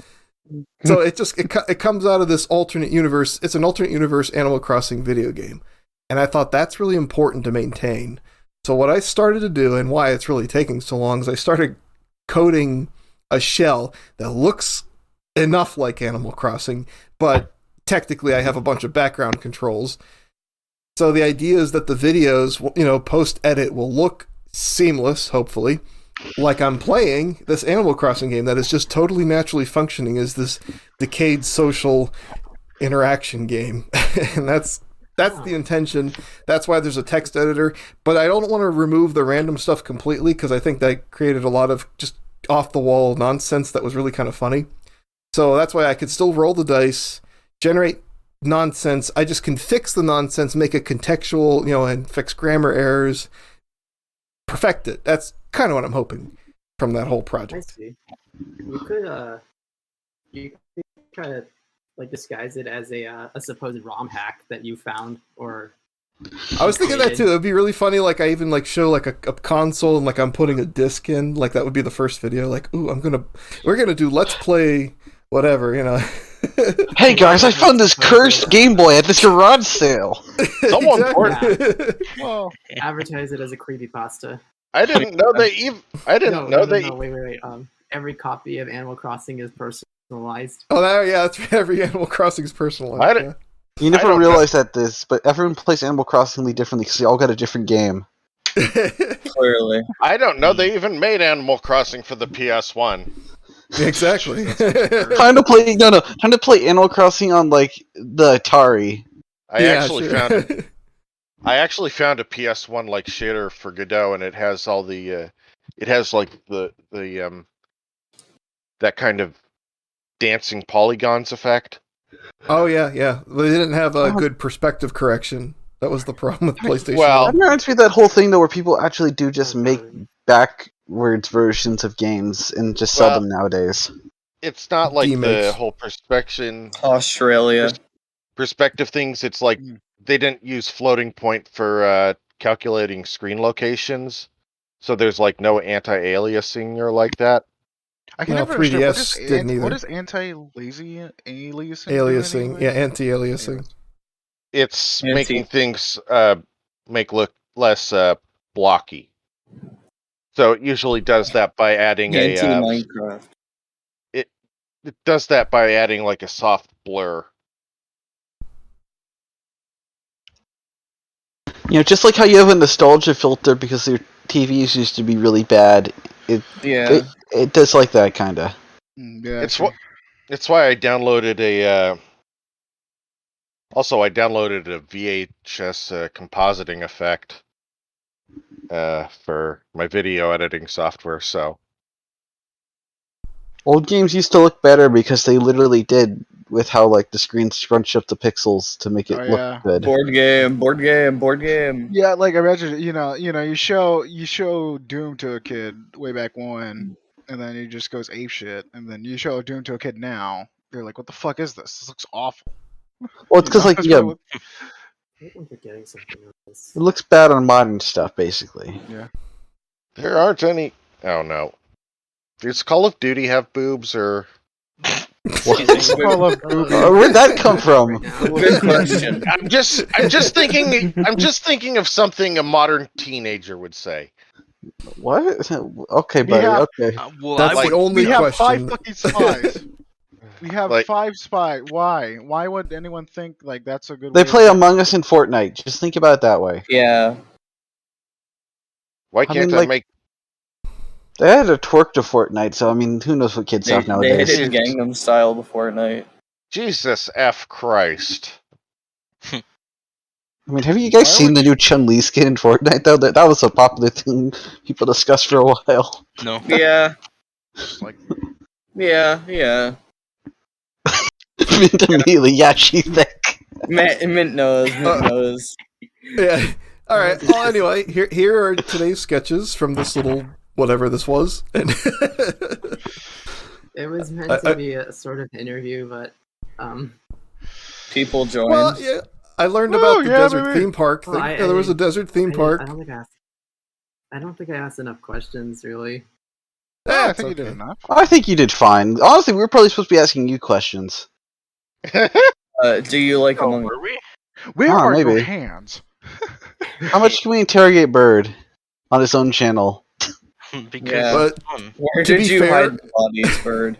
To be fair, and at least reduce like the responsibility of any of us, I guess I called it a casual chat instead of an interview. I think I did that. At least I meant to This do is that. more like it was more of a casual chat, if anything. It's the announcements. So Yeah, just anyway, chat. yes, that's what I thought. I thought I did that because I was thinking. Just random quip. Do you think Mallow will ever appear in anything else again? I remember once he showed up on a Starbound stream. You're the ultimate Mallow simp, you know? Because you kept Mallow alive, I am sort of trying to work him back in, at least background. I just don't have any real ideas at this time, but if I need a character, he's on I standby. killed the United States of Clowns. Okay. That's where I live. Sorry. Sorry for interrupting. My mouth just runs off when I'm playing a game. God, I feel really bad now. Anyway, as you were saying, Southbird. No, that's pretty much it. I mean, I guess, is that it? Anything else? I think that's a good wrap up now. I hope you all had a good time, talking to Luigi. I had an hearing lore, talking about games. Environment overpass and kids and oh no. And yes, the Southbird mythical children from the slime lore. The Southbird. Yeah. Really Slime lore. We're thanking you for your time. Yeah. And for Thank you for your giving Among me Us. this opportunity. Thank you for absolutely. And we could certainly do this again if you want to sometime on our podcast. Check out the Southbird podcast. Yeah, check out. we could probably do that, especially if we get if things like Beast Intersection start to pick up. Maybe we could even do like actual themed topical talks. Who knows? You do. We're actually gonna need to We're gonna need people to not cut off like I'm doing right now. This line. No, where your characters are all just sitting at a table. That would be kind of GC. Yeah. I'll actually do it in the bar, in the varmint, Yeah. bar. That's a possibility too. In every episode, you're in a different bar. I would be kind of laughing at that actually. That sounds like effort. Bring it up at all. You're just it sounds like effort. Never mind. All right. Never mind. Okay, I guess. Laughing is effort. Oh, you poor. So yeah, thanks people for watching and all that. Have an Among Us day. Have an Among Us day. Have an awesome extreme time or something like that. Goodbye. Good night. Good night, hosts. Bye. Whatever. All right, now.